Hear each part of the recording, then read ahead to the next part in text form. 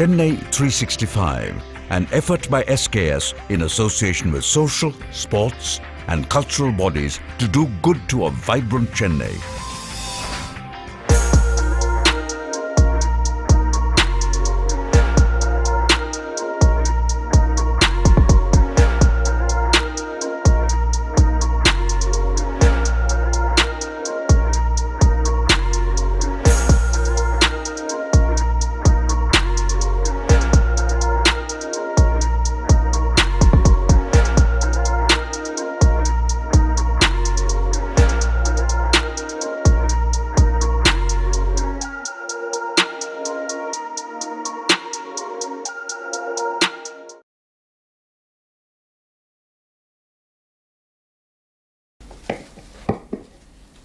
அனைவருக்கும் இனிய மாலை வணக்கம்.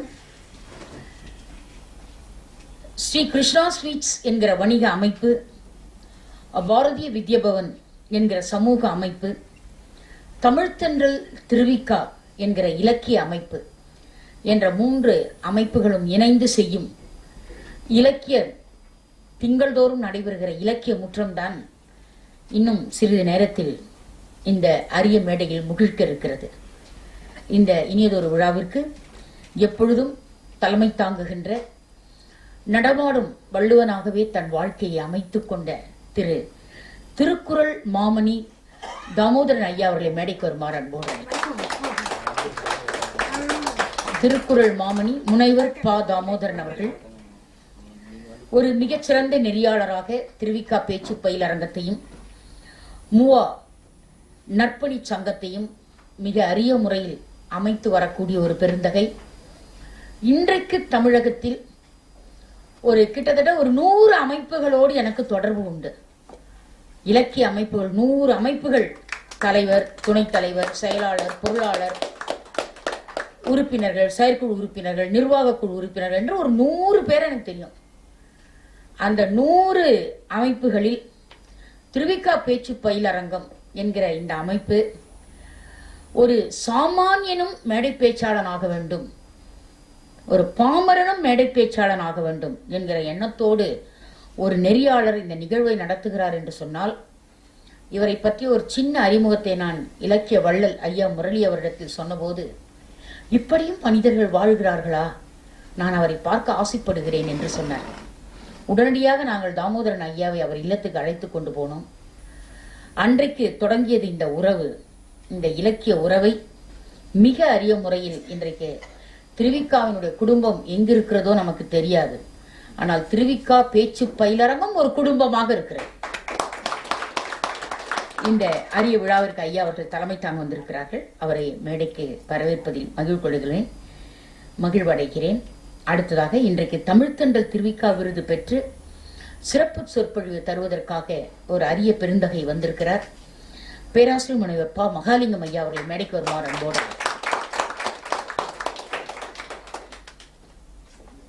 மொழிகளின் புல முதல்வராக வேல்ஸ் பல்கலைக்கழகத்தில் பணியாற்றுகிற அரிய பெருந்தகை ஐயா ப. மகாலிங்கம். இன்றைக்கு இந்த இனிய நிகழ்வில் நம்முடைய டாக்டர் மூவா திருக்குறள் நற்பணி சங்கத்தினுடைய அரும்பெரும் தலைவராக, மனிதநேய மாமணியாக விளங்குகிற ஐயா திரு ஜெகதீசன் ஐயா அவர்களை மேடைக்கு வருமாறு ஒரு இலக்கிய அமைப்பில் ஒரு ஜெகதீசன், வழக்கு துறையில் இருக்கிற ஒரு ஜெகதீசன். 2 பேர் என் வாழ்க்கையில மறக்கவே முடியாது. அவர் ஜஸ்டிஸ் ஜெகதீசன், இவர் சமூக நற்பணி ஜெகதீசன். இந்த ஜெகதீசன்ற பேரெல்லாம் சட்டத்தோடு தான் இருப்பாங்க போல இருக்கு. இவரும் காவல்துறை, அவர் வழக்குத்துறை இல்லைங்களா. மறக்க முடியாத ஒரு மாமனிதர் ஐயா அவர்கள். இத்தகைய இனிய நிகழ்ச்சி இப்பொழுது இறை வாழ்த்துடன் தொடங்குகிறது. அனைவரும் எழுந்து நிற்குமாறு பணிவன்புடன் கேட்டுக்கொள்கிறேன்.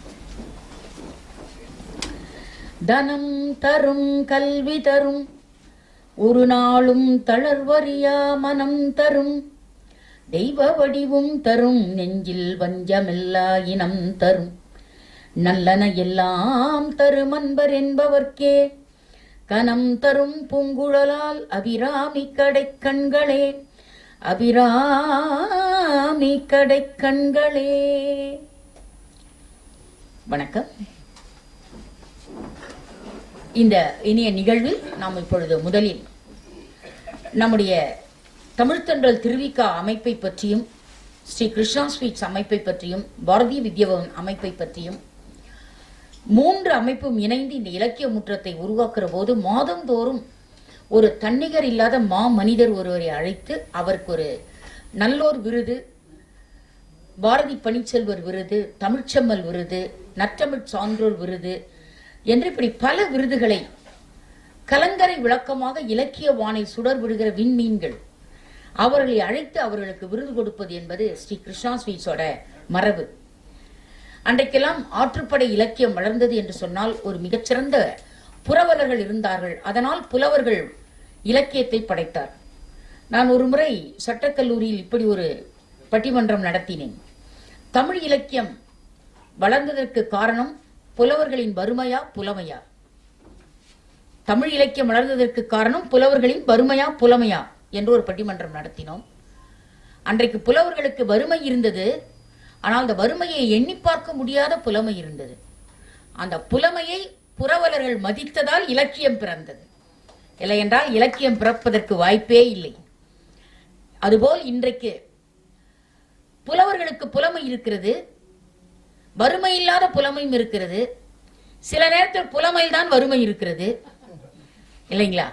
அந்த வகையிலே ஸ்ரீ கிருஷ்ணா ஸ்வீட்ஸ் முரளி ஐயா அவர்கள் ஒரு மிகச்சிறந்த இலக்கிய வள்ளல், ஒரு இலக்கிய ஞானி, ஒரு மனிதன் எப்படி வாழ வேண்டும் என்பதற்கு இலக்கணம் ஐயா திரு கிருஷ்ணா ஸ்வீட்ஸ் முரளி அவர்கள் இந்த நிகழ்வை சோலைகள் தோறும் பேச்சரங்கத்தை உருவாக்குவது எப்படி என்று ஐயா திரு தாமோதரன் அவர்கள் ஒரு பெரிய வேள்வியே செஞ்சின்னு இருக்காருங்க. சுயநலத்தோடு வாழுகிற இந்த உலகத்தில் சுயநலம் இல்லாத ஒரு மாமனிதர் இருக்கிறார் என்று சொன்னால் அவருக்கு பேரு தாமோதரன், ஆனா அவரை நான் வள்ளுவர் தான் கூப்பிடுவேன். அவரு என்னங்க மேடம் கேட்பாரு. இன்று வரும் நான் அவரை வள்ளுவர் தான் அழைக்கிறேன். காரணம், 32 ஆண்டுகள் தமிழ் கூறும் நல்லுலகில் பணியாற்றிய நாங்கள் இன்று வரை திருக்குறளை மேற்கோள் காட்டும் பொழுது எத்தனாவது குறள், எந்த அதிகாரம் என்று நாங்கள் குறிப்பெடுத்துக் கொண்டு மேடைக்கு போகிறோம். ஆனால் ஐயா அவர்கள் குறிப்பே இல்லாமல் ஒரு குறிப்போடு பேசுவார். அதுதான் என்ன அதிகாரம், என்ன குறள், என்ன உணர்வு என்பதை மிக அழகாக சொல்வார்.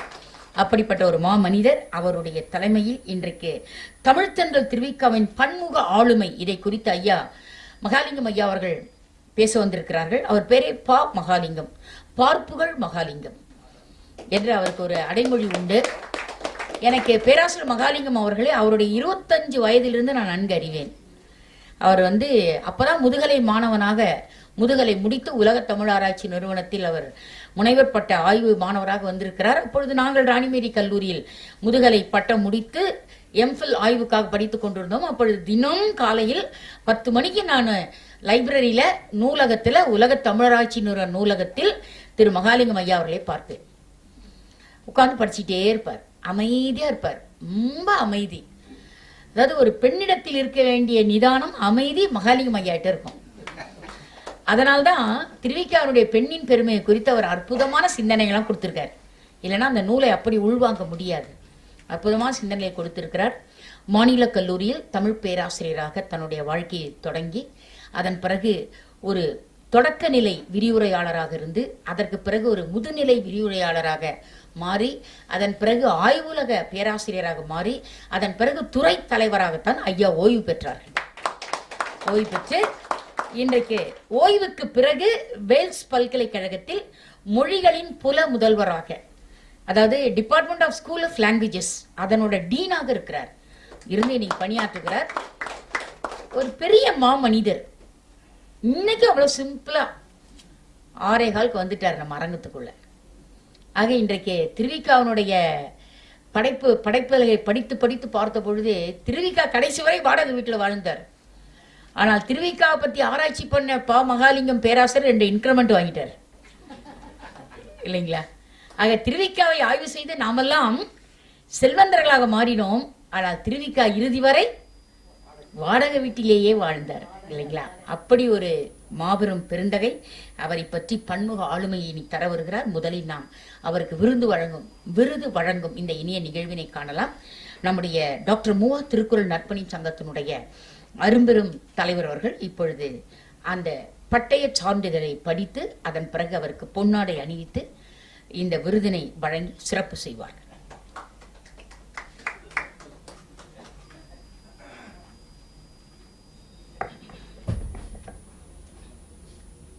அன்னையும் பிதாவும் முன்னறி தெய்வம், சுற்றமும் நட்பும் சூழ்வதே இன்பம். அனைவருக்கும் மாலை வணக்கம். திருவிக பேச்சு பயிலரங்கம், டாக்டர் மூவா திருக்குறள் நற்பணிச் சங்கம், ஸ்ரீ கிருஷ்ணா ஸ்வீட்ஸ் இணைந்து தமிழ்த்தென்றல் திருவிக தமிழ்ச் சான்றோர் விருது, வாழ்க்கையின் தொடக்கம் உன்னதமான இலக்கிய அறிவின் அடக்கம் என்பதை உலகிற்கு உணர்த்தும் இலக்கிய உலகின் தகைசால் பேராசிரியர் முனைவர் ப. மகாலிங்கம், மொழிகள் புலமுதல்வர், வேல்ஸ் பல்கலைக்கழகம், சென்னை அவர்களுக்கு தமிழ்த்தென்றல் திருவிக தமிழ் சான்றோர் விருது வழங்கி சிறப்பு செய்வதில் டாக்டர் மூவா திருக்குறள் நற்பணிச் சங்கம், திருவிக பேச்சு பயிலரங்கம் மற்றும் ஸ்ரீ கிருஷ்ணா ஸ்வீட்ஸ் பெருமை கொள்கின்றன.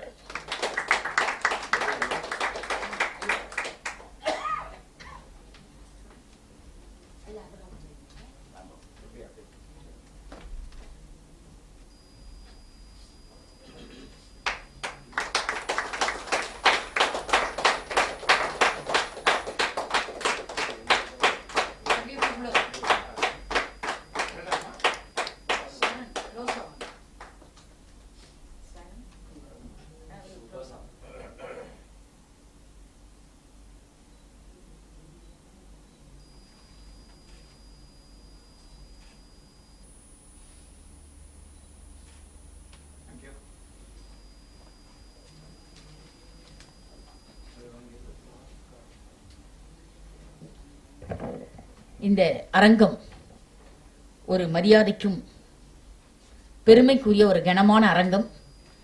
இந்த அரங்கத்தில் மேடையில் விட்டிருக்க வேண்டிய சில பெருமக்கள் அரங்கத்தில் விட்டிருக்கிறார்கள் என்று நினைக்கிற போது இந்த அரங்கம் எவ்வளவு சிறப்புடையது என்பதை சிந்திக்கலாம். எங்கள் வணக்கத்திற்குரிய பாரதியார் சங்கத்தினுடைய துணைத் தலைவர் ஐயா திரு மதிவாணன் அவர்கள் இங்கே வருகை புரிந்திருக்கிறார்கள். இன்றைக்கு நம்ம 100க்கும் மேற்பட்ட முனைவர் பட்டதாரிகளை உருவாக்கின ஐயா திரு அர்த்தநாரீஸ்வரர் வருகை புரிந்திருக்கிறார்கள். 40,000க்கும் மேற்பட்ட பிஎட் பட்டதாரிகளை உருவாக்கின ஆசிரியர் வணக்கத்திற்குரிய டாக்டர் ஹேமா சந்தானராமன் இங்கே வருகை புரிந்திருக்கிறார்கள். இப்படி எங்கு நோக்கினும் தமிழ் சிந்தனையாளர்கள் குழுமி இருக்கக்கூடிய இந்த அழகிய இலக்கிய முற்றத்தில் இப்பொழுது தமிழ்த்தென்றல் திருவிகாவின் பற்றிய பன்முக ஆளுமையை நமக்கு எடுத்து காட்டுவதற்காக, விளக்க உரை தருவதற்காக பேராசிரியர் வந்திருக்கிறார்கள்.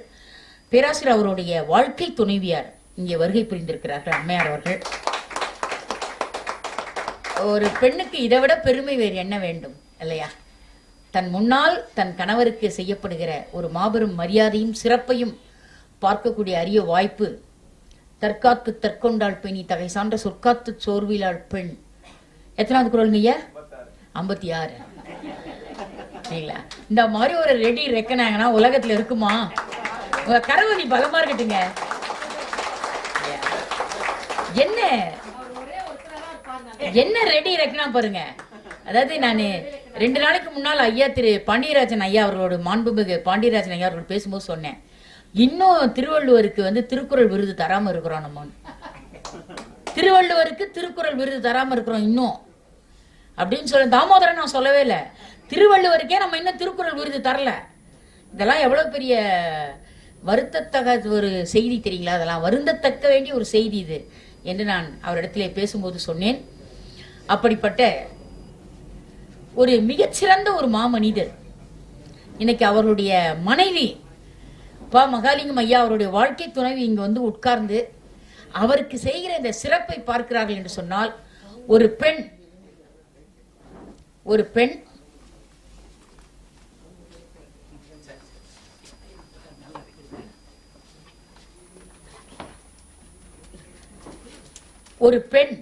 இல்லத்து அரசியாக, வாழ்க்கை துணைவியாக, வள்ளுவர் ஒரு இடத்துல கூட மனைவின்னு சொல்லல, இல்லாள்னு சொல்லல, இல்லத்தரசிலாம் சொல்லல, வாழ்க்கை துணை நலம்னர் இல்லைங்களா? அவர் மனைவிக்கு கொடுத்த பேர் பாருங்க, வாழ்க்கை துணை நலம். ஆக பேராசிரியர் டாக்டர் ப. மகாலிங்கம் அவருடைய வாழ்க்கைக்கு துணையாக இருந்து நலம் பயக்கும் துணையாக இருப்பவர். அதனால்தான் இந்த அரங்கத்தில் அவர் உட்கார்ந்து இந்த அரிய காட்சியை காண்கிறார். இதெல்லாம் நம் மனதிற்கு மிகப்பெரிய மகிழ்ச்சியும் பெருமையும் தருகிறது. இப்படிப்பட்ட இனிய மாலை நேர நிகழ்வில் பேராசிரியர் ஐயா டாக்டர் ப. மகாலிங்கம் அவர்கள் தமிழ்த்தென்றல் திருவிக்காவின் பன்முக ஆளுமை குறித்து பேச வருமாறு பணிவன்போடு அழைக்கிறேன். உங்கள் செவிகளை திறந்து வையுங்கள். பேராசிரியர் அவர்கள் செந்தமிழ் சேர்க்க வருகிறார்கள். இப்பொழுதுதான் வந்திருந்த பேராசிரியர்களெல்லாம் அறிமுகம் செய்தேன்.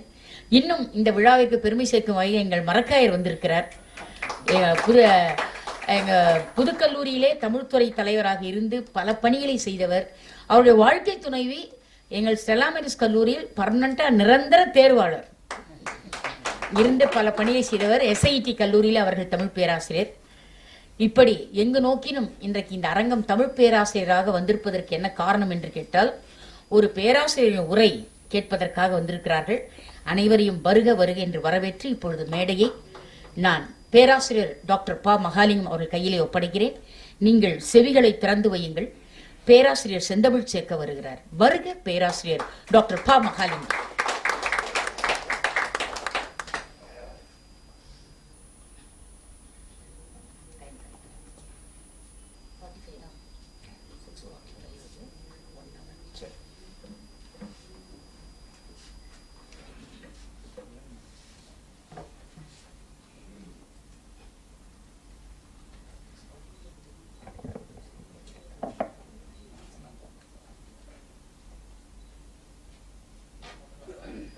அனைவருக்கும் இனிய தமிழ் வணக்கங்கள்.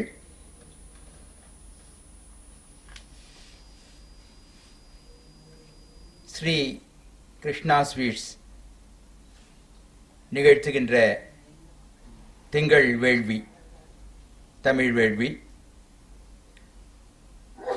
உடன் இணைந்து தோள் கொடுக்கின்ற திருவிக்கா பேச்சு பயிலரங்கம் மற்றும் டாக்டர் மூவா திருக்குறள் நற்பணிச் சங்கம், பாரதிய வித்யா பவன் இவையெல்லாம் ஒருங்கிணைந்து இங்கே நல்லதொரு நிகழ்வை நடத்தி கொண்டிருக்கிறது. இந்த நிகழ்விலே திருவிக்கா என்கின்ற அடையாளத்துக்காக மட்டுமே எனக்கு இங்கே ஒரு விருது வழங்கப்பட்டிருக்கிறது என்ற அந்த நிலையை இந்த அவைக்கு உரியதாக்கி அனைவரையும் வணங்கி மகிழ்கின்றேன். இந்த இனிய நிகழ்வுக்கு தலைமையேற்று அணி செய்து கொண்டிருக்கிற பெருந்தகை,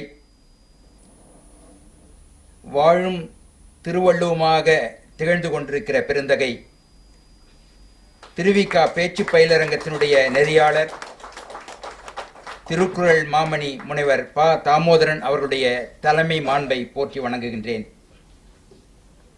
இந்த இனிய நிகழ்விலே அன்பாடை அணிவித்ததோடு மட்டுமல்லாமல் தமிழ்த்தென்றல் திருவிக்கா விருதை வழங்கி அணி செய்திருக்கிற பெருந்தகை, திருவிக்கா பேச்சு பயிலரங்கம் மற்றும் டாக்டர் மூவா திருக்குறள் நற்பணிச் சங்கத்தினுடைய தலைவர், காவல்துறை அதிகாரி,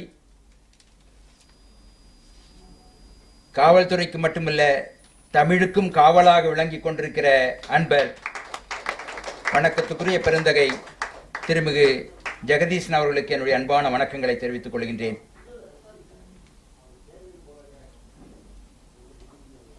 எல்லோரையும் இங்கே சேர்த்து வைக்கிற ஒரு உறவு பாலமாக இருந்து உதவுகின்ற தோன்றல் டாக்டர் மூவா திருக்குறள் நற்பணிச் சங்கத்தினுடைய துணைத் தலைவர் திருமிகு சேரன் அவர்கள், அவர்களையும் இந்த நேரத்திலே நான் வணங்கி மகிழ்கின்றேன்.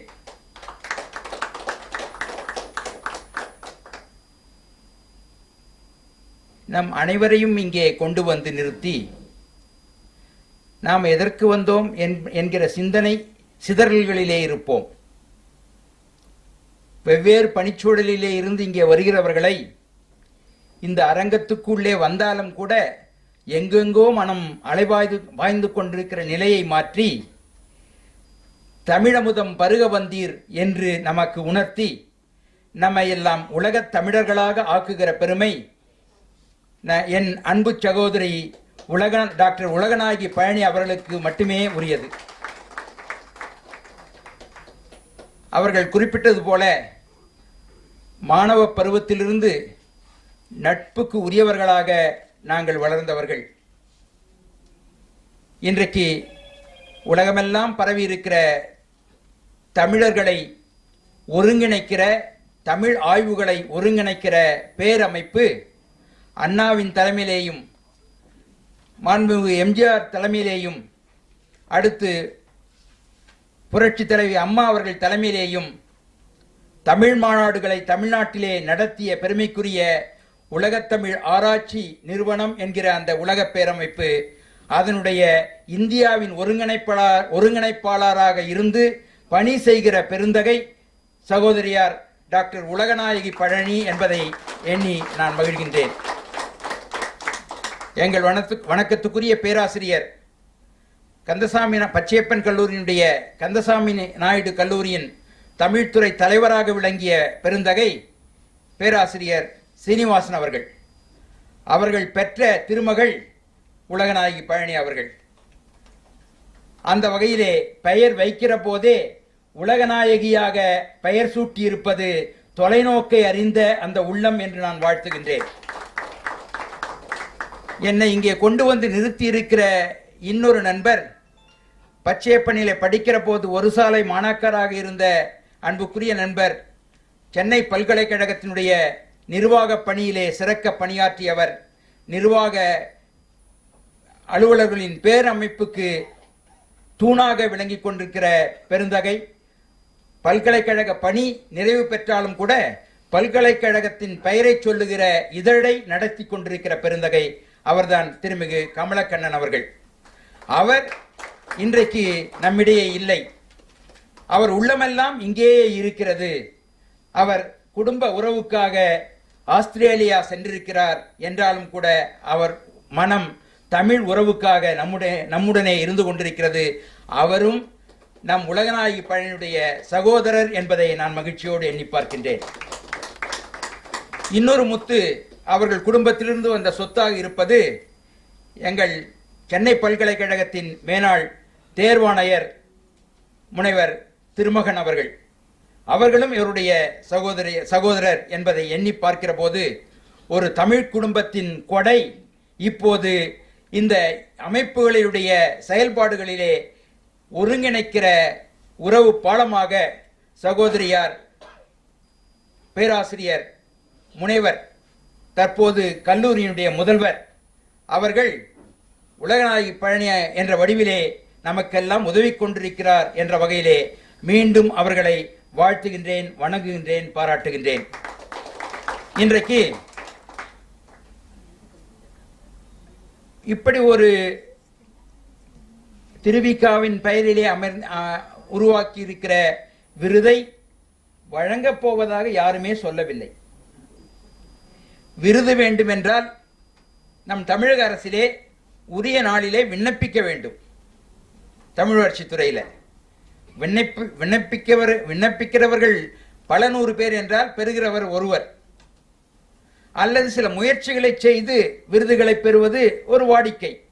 ஆனால் பேச வாருங்கள் என்று அழைத்து வந்தபோது விருதை முதலிலே கொடுத்து இப்போது பேசுங்கள் பார்க்கலாம், விருதுக்கு நீங்கள் பொருந்துகிறீர்களா இல்லையா என்று ஒரு நல்ல ஏற்பாட்டை நம் தமிழை வளர்க்கிற தொட்டிலாக விளங்கிக் கொண்டிருக்கிற கிருஷ்ணா ஸ்வீட்ஸ் நிறுவனமும் இணை அமைப்புகளும் இங்கே நடத்தி கொண்டிருப்பது வியப்பாக இருக்கிறது. பிட்டுக்கு மண் சுமந்த அந்த நிலைதான் என் நினைவுக்கு வருகின்றது. ஆகவே இந்த பிட்டும் உயர்ந்த பிட்டு, மண் சுமப்பதும் உன்னத பணி ஆக அந்த இரண்டு பணிகளையும் ஒரு சேர இங்கே திருவிக்காவியத்தை முன்வைத்து நான் நிகழ்த்த விழைகின்றேன். இங்கே வந்திருக்கிற பெருமக்கள் எல்லோரும் ஒவ்வொரு நிறுவனங்கள் என்று சொன்னால் அது மிகையாகாது. துறை போனவர்கள் எல்லாம் இங்கே வந்திருக்கிறீர்கள். சகோதரியார் ஏற்கனவே சொன்னது போல உலகத்தமிழ் பண்பாட்டு இயக்கத்தினுடைய உலகளாவிய பொதுச் செயலாளர் நண்பர் செந்தமிழ்த்தேனி மதிவாணன் அவர்கள் இங்கே வருகின்றிருக்கிறார்கள். பச்சையப்பன் கல்லூரியிலே உடன் பயின்ற என்னுடைய தோழர் உயர்நீதிமன்றத்தின் வழக்கறிஞர் திருமிகு பாண்டியன் அவர்கள் வந்திருக்கிறார்கள். அவருடைய நண்பர் இங்கே வந்திருக்கின்றார், இளைய நண்பர் வழக்கறிஞர். அதே போல எங்களுக்கெல்லாம் மாணவ பருவத்திலிருந்து ஒரு கலங்கரை விளக்கமாக இருந்து எப்பொழுதும் வழிகாட்டி கொண்டிருக்கிற இனிய நண்பர் என்றால் அவர்தான் அன்புக்குரிய பேராசிரியர் அர்த்தநாரீஸ்வரன் அவர்கள். யார் என்று தெரிந்து உதவுவார்கள், யாரென்றே தெரியாமல் உதவக்கூடிய ஒருத்தர் இருக்காருன்னா அவர் தான் எங்கள் நண்பர் அர்த்தநாரீஸ்வரன். யார் என்னன்றதே விளக்கம் தேவையில்லை, உதவி கொண்டே இருப்பார். அதே போல புதுக்கல்லூரியினுடைய மேனாள் தமிழ்துறை தலைவர் என்னுடைய ஆராய்ச்சி உலக தோழர் அன்புக்குரிய மரக்காயர் அவர்கள், அவருடைய துணைவியார் திருமதி மரக்காயர் அவர்கள் உள்ளிட்டோர் இங்கே வருகை தந்திருக்கிறார்கள். பேராசிரியர் ஹேமா சந்தானம் அவர்கள் வருகை தந்திருக்கின்றார்கள். இப்படி பலரும் இங்கே பெயர் சொல்லவில்லை என்பதனாலே யாரும் பிழையாக எண்ண வேண்டாம் என்கின்ற நிலையை இங்கே நான் தெரிவித்துக் கொள்கின்றேன். இந்த சூழலுக்கிடையிலே இந்த நிகழ்வுக்கு என்னுடைய வாழ்க்கை துணையும் வந்திருக்கிறார்கள் என்பது உங்களோடு சேர்ந்து நானும் மகிழ்கிற ஒரு செய்தி. அதிகமாக அவர்கள் இத்தகைய நிகழ்வுகளுக்கெல்லாம் வருவதற்கான வாய்ப்பை அவர்கள் வாழ்க்கை சூழல் தரவில்லை. தமிழ்நாடு மின்சார வாரியத்தினுடைய செயற்பொறியாளராக இருந்து கொண்டிருக்கிறார்கள். இன்றைக்கு திருவிக்காவை பற்றிய உரை என்பதனாலே இங்கே வந்திருக்கிறார்கள். அவர்களுக்கும் உங்கள் சார்பிலே என் அன்பை தெரிவித்துக் கொள்கின்றேன். இன்றைக்கு தமிழ்த்தென்றல் திருவிக்காவின் பன்முக ஆளுமை என்பது நமக்குரிய சிந்தனை பொருளாக அமைக்கப்பட்டிருக்கிறது. இந்த சிந்தனை பொருளை எங்கிருந்து தொடங்குவது, எங்கு முடிப்பது என்கின்ற மலைப்பு தான் ஏற்படுகிறது. ஒரு மணி நேரத்தில் சொல்லி முடிக்கக்கூடிய வாழ்க்கையை திருவிக்க அவர்கள் வாழவில்லை. எப்பொழுதும் எண்ணி எண்ணி பார்த்து ஒவ்வொருவரும் தங்கள் வாழ்க்கையை ஒழுங்குபடுத்திக் கொள்ளக்கூடிய ஒரு மாணியாக அவர் விளங்கிக் கொண்டிருக்கின்றார். அப்படிப்பட்ட திருவிக்காவில் ஒரு சில ஆளுமைகளை இந்த கால எல்லைக்குள்ளே நாம் சிந்திக்க முடியுமா என்பதுதான் இன்றைய முயற்சியாக இருக்கிறது. கம்பன் சொல்வது போல அந்த பூனை பார்க்கடலை குடிப்பதற்கு ஆசைப்பட்டது போன்ற ஒரு உணர்வு எப்படியோ அதுபோலத்தான் உரைநடை கம்பனாக இருக்கிற திருவிக்காவை பற்றி நாம் எண்ணி பார்க்கிற இந்த முயற்சி என்றுதான் என்னாலே சொல்ல முடிகிறது. திருவிக்காவை பற்றி அறிஞர் அண்ணா அவர்கள் குறிப்பிடுகின்றார்கள். அண்ணா எதனாலே நாம் திருவிக்காவை இணைத்து பார்க்கிறோம் என்றால், தமிழ்நாட்டிலே பேச்சு திறத்தாலே சமுதாய அரசியல் மாற்றங்களை நடத்தி காட்ட முடியும் என்று நிகழ்த்தி காட்டிய சாதனையாளர் பேரறிஞர் அண்ணா அவர்கள். தமிழ்நாட்டில் மட்டுமல்ல, இந்திய துணை கண்டத்திலேயே பேச்சு திறத்தாலே ஒரு மாற்றத்தை நிகழ்த்தி காட்டிய பெருந்தகை அண்ணா அவர்கள். அதனால்தான் அண்மையில் மறைந்த பாரத பிரதமர் வாஜ்பாய் அவர்களும் கூட அண்ணாவை வியக்கின்ற ஒரு பொருளாக, ஒரு மனிதராக, மாமனிதராக போற்றுகிறார் என்பதை நான் எண்ணி பார்க்கின்றோம். அப்படிப்பட்ட அண்ணா அவர்கள் தன்னுடைய பேச்சு திறத்திற்கு தாம் இளைஞராக இருந்தபோது யாரை முன்னோடியாக வைத்துக் கொண்டார் என்று பார்க்கிற போது தமிழ்த்தென்றல் திருவிக்காவினுடைய பேச்சுதான் அண்ணாவினுடைய பேச்சை செதுக்கி நமக்கு தந்திருக்கிறது என்கின்ற அந்த செய்தியை காணுகிற போது அண்ணா அவர்களுக்கு திருவிக்கா ஒரு நல்ல ஒரு முன்னோடியாக, வழிகாட்டியாக, ஒரு உந்துதல் சக்தியாக இருந்திருக்கிறார் என்று நாம் பார்க்கின்றோம். அப்படிப்பட்ட திருவிக்காவை குறித்து அண்ணா அவர்கள் சொல்லுகின்றார், தமிழ்நாட்டிலே நல்ல தமிழிலே மேடையில் பேச முடியும் என்பதை முதலில் பேசிக் காட்டியவர் திருவிக்கா.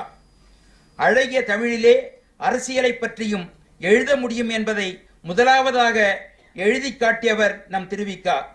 அரசியலில் புயலாகவும் தமிழில் தென்றலாகவும் இருப்பவர் நம் திருவிக்கா. நூல்களிலே நுண்ணிய உரையை தீட்டியவர் நம் திருவிக்கா. எதிர்கால உலகத்துக்காக சிறந்த ஏடுகளை தயாரிப்பவர் நம் திருவிக்கா என்று திருவிக்காவுடைய பன்முக பரிமாணங்களையும் அண்ணா அவர்கள் தன்னுடைய உரையிலே இங்கே பதிவாக்கி இருக்கிறார்கள். பேச்சாளர், எழுத்தாளர், இலக்கிய சிந்தனையாளர், நூல் யாத்து தருகின்ற அந்த நூலோர் என்கின்ற வகையிலே நம்மிடையே இருக்கிற ஒரு மேலோராக திருவிக்காவை அண்ணா அடையாளம் காட்டுகின்றார். இந்த அந்த அண்ணாவினுடைய சிந்தனைகளை அடியொற்றி நாம் திருவிக்காவை அவருடைய ஆளுமைகளை பற்றி பார்க்கிற போது சான்றோர்களுடைய நோக்கத்திலே திருவிக்கா அவர்கள் எப்படியாக வெளிப்பட்டிருக்கிறார்,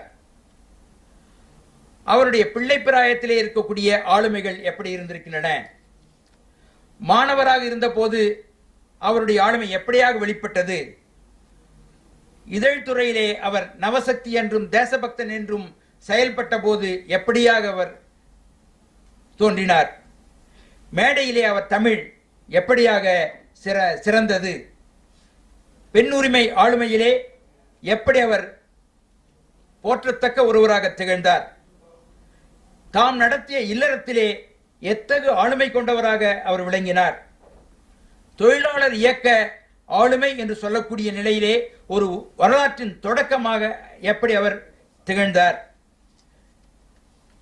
இந்தியா இன்றைக்கு இளைஞர்களை முன்வைத்தே நடைபோடுகிறது என்று இளைஞர்களின் எழுச்சி நாயகர் அப்துல் கலாம் அவர்கள் சொன்னது போல இன்றைக்கு இந்தியா 2020 நாம் எதிர்நோக்கி இருக்கின்றோம்.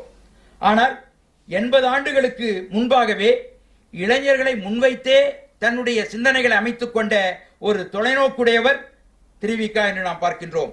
ஆகவே இளைஞர் நல ஆளுமை எப்படியாக இருந்தது, தன் உள்ளமெல்லாம் தோய்ந்த ஒரு கோட்பாடு என்றால் திருவிக்காவுக்கு காந்திய கோட்பாடுதான். மனித வாழ்க்கையும் காந்தியடிகளும் என்கின்ற அளப்பரிய சமூக இயல் ஆராய்ச்சி நூலை தந்தவர் திருவிக்கா. அப்படிப்பட்ட திருவிக்கா காந்திய கோட்பாட்டு ஆளுமையிலே எப்படியாக மிளிர்கின்றார். காந்தியத்தோடு நின்று விடாமல் மார்க்சியத்திலேயும் கால் பதித்து இரண்டையும் ஒன்றாக தருவதிலே ஒரு புது முயற்சியை மேற்கொண்டவர் திருவிக்கா. அந்த வகையிலே மார்க்சிய காந்திய கலப்பு கொள்கையை தந்த அந்த நிலைப்பாடு என்ன, சங்கநூல் சொல்லுகிற செய்தி தொடங்கி தமிழர்கள் வாழ்வு முழுவதிலேயும் இழையோடி கொண்டிருக்கிற ஒரு வாழ்வியல் தத்துவம் இயற்கை சார்ந்த வாழ்வியல் என்பதுதான். இன்றைக்கு உலகமெல்லாம் அதை ஏற்றுக்கொண்டு போற்றுகிற ஒன்றும் இயற்கை சார்ந்த அந்த நிலையைத்தான். அப்படிப்பட்ட திருவிக்கா அந்த இயற்கையை எப்படியாக அணுகுகின்றார், அந்த இயற்கை நெறி சிந்தனையை வெளிப்படுத்துவதிலே எத்தகைய நளினத்தோடு விளங்குகின்றார், அவர் வாழ்க்கையிலே பெற்ற நட்பு சூழல் எத்தகைய எடுத்துக்காட்டுகளை நமக்கு தந்திருக்கின்றன. சமயத்திலே ஒரு பொதுமையாளராக அவர் விளங்குகின்றார். சைவ சமயத்தை சார்ந்தவர், ஆனால் எல்லா சமயங்களையும் தழுவிக்கொள்ளுகிற அந்த பொதுமை நேயம் எங்கிருந்து வந்தது, திருமூலரின் சன்மார்க்கத்தையும் அதை ஒரு இயக்கமாக நடத்தி வெற்றி கண்ட வள்ளலாருடைய சன்மார்க்கத்தையும் ஒன்றாக இணைத்து ஒரு பொதுமை சமய புரவலராக திருவிக்கா விளங்குகின்றார். இப்படி இவருடைய ஆளுமைகள் பலவற்றையும் நாம் பட்டியலிட்டு காண முடிகிறது. இந்த ஆளுமைகளிலே நமக்குரிய எல்லையிலே சிலவற்றை பார்ப்போம். இயலுமாயின் காலமும் சூழலும் இடம் தந்தால் எல்லாவற்றையும் பார்ப்போம், இல்லையானால் தொடராக்கிக் கொள்ளுவோம் என்று சொல்லி இப்போது அவருடைய பிள்ளை விளையாட்டு ஆளுமையை சற்றே பார்ப்போம். திருவிக்கா என்றால் ராயப்பேட்டை முனிவர், சாது முனிவர், அச்சகத்துக்கு பெயர் வைத்தாலும் கூட சாது அச்சுக்கூடம் என்று பெயர் வைக்கிறவர் என்றெல்லாம் எண்ணி பார்க்கிற போது அவர் பின்னாளிலே அப்படி இருக்கிறார். ஆனால் பிள்ளை பருவத்திலே பிள்ளை குறும்பு நிறைந்தவராக திருவிக்கா தன் வாழ்க்கை குறிப்புகளிலேயே பதிவு செய்திருக்கிறார்.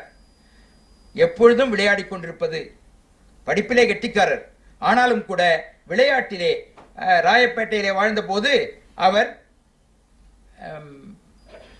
கிரிக்கெட் ஆடுவது, மல்யுத்த பயிற்சி களங்களுக்கு செல்வது,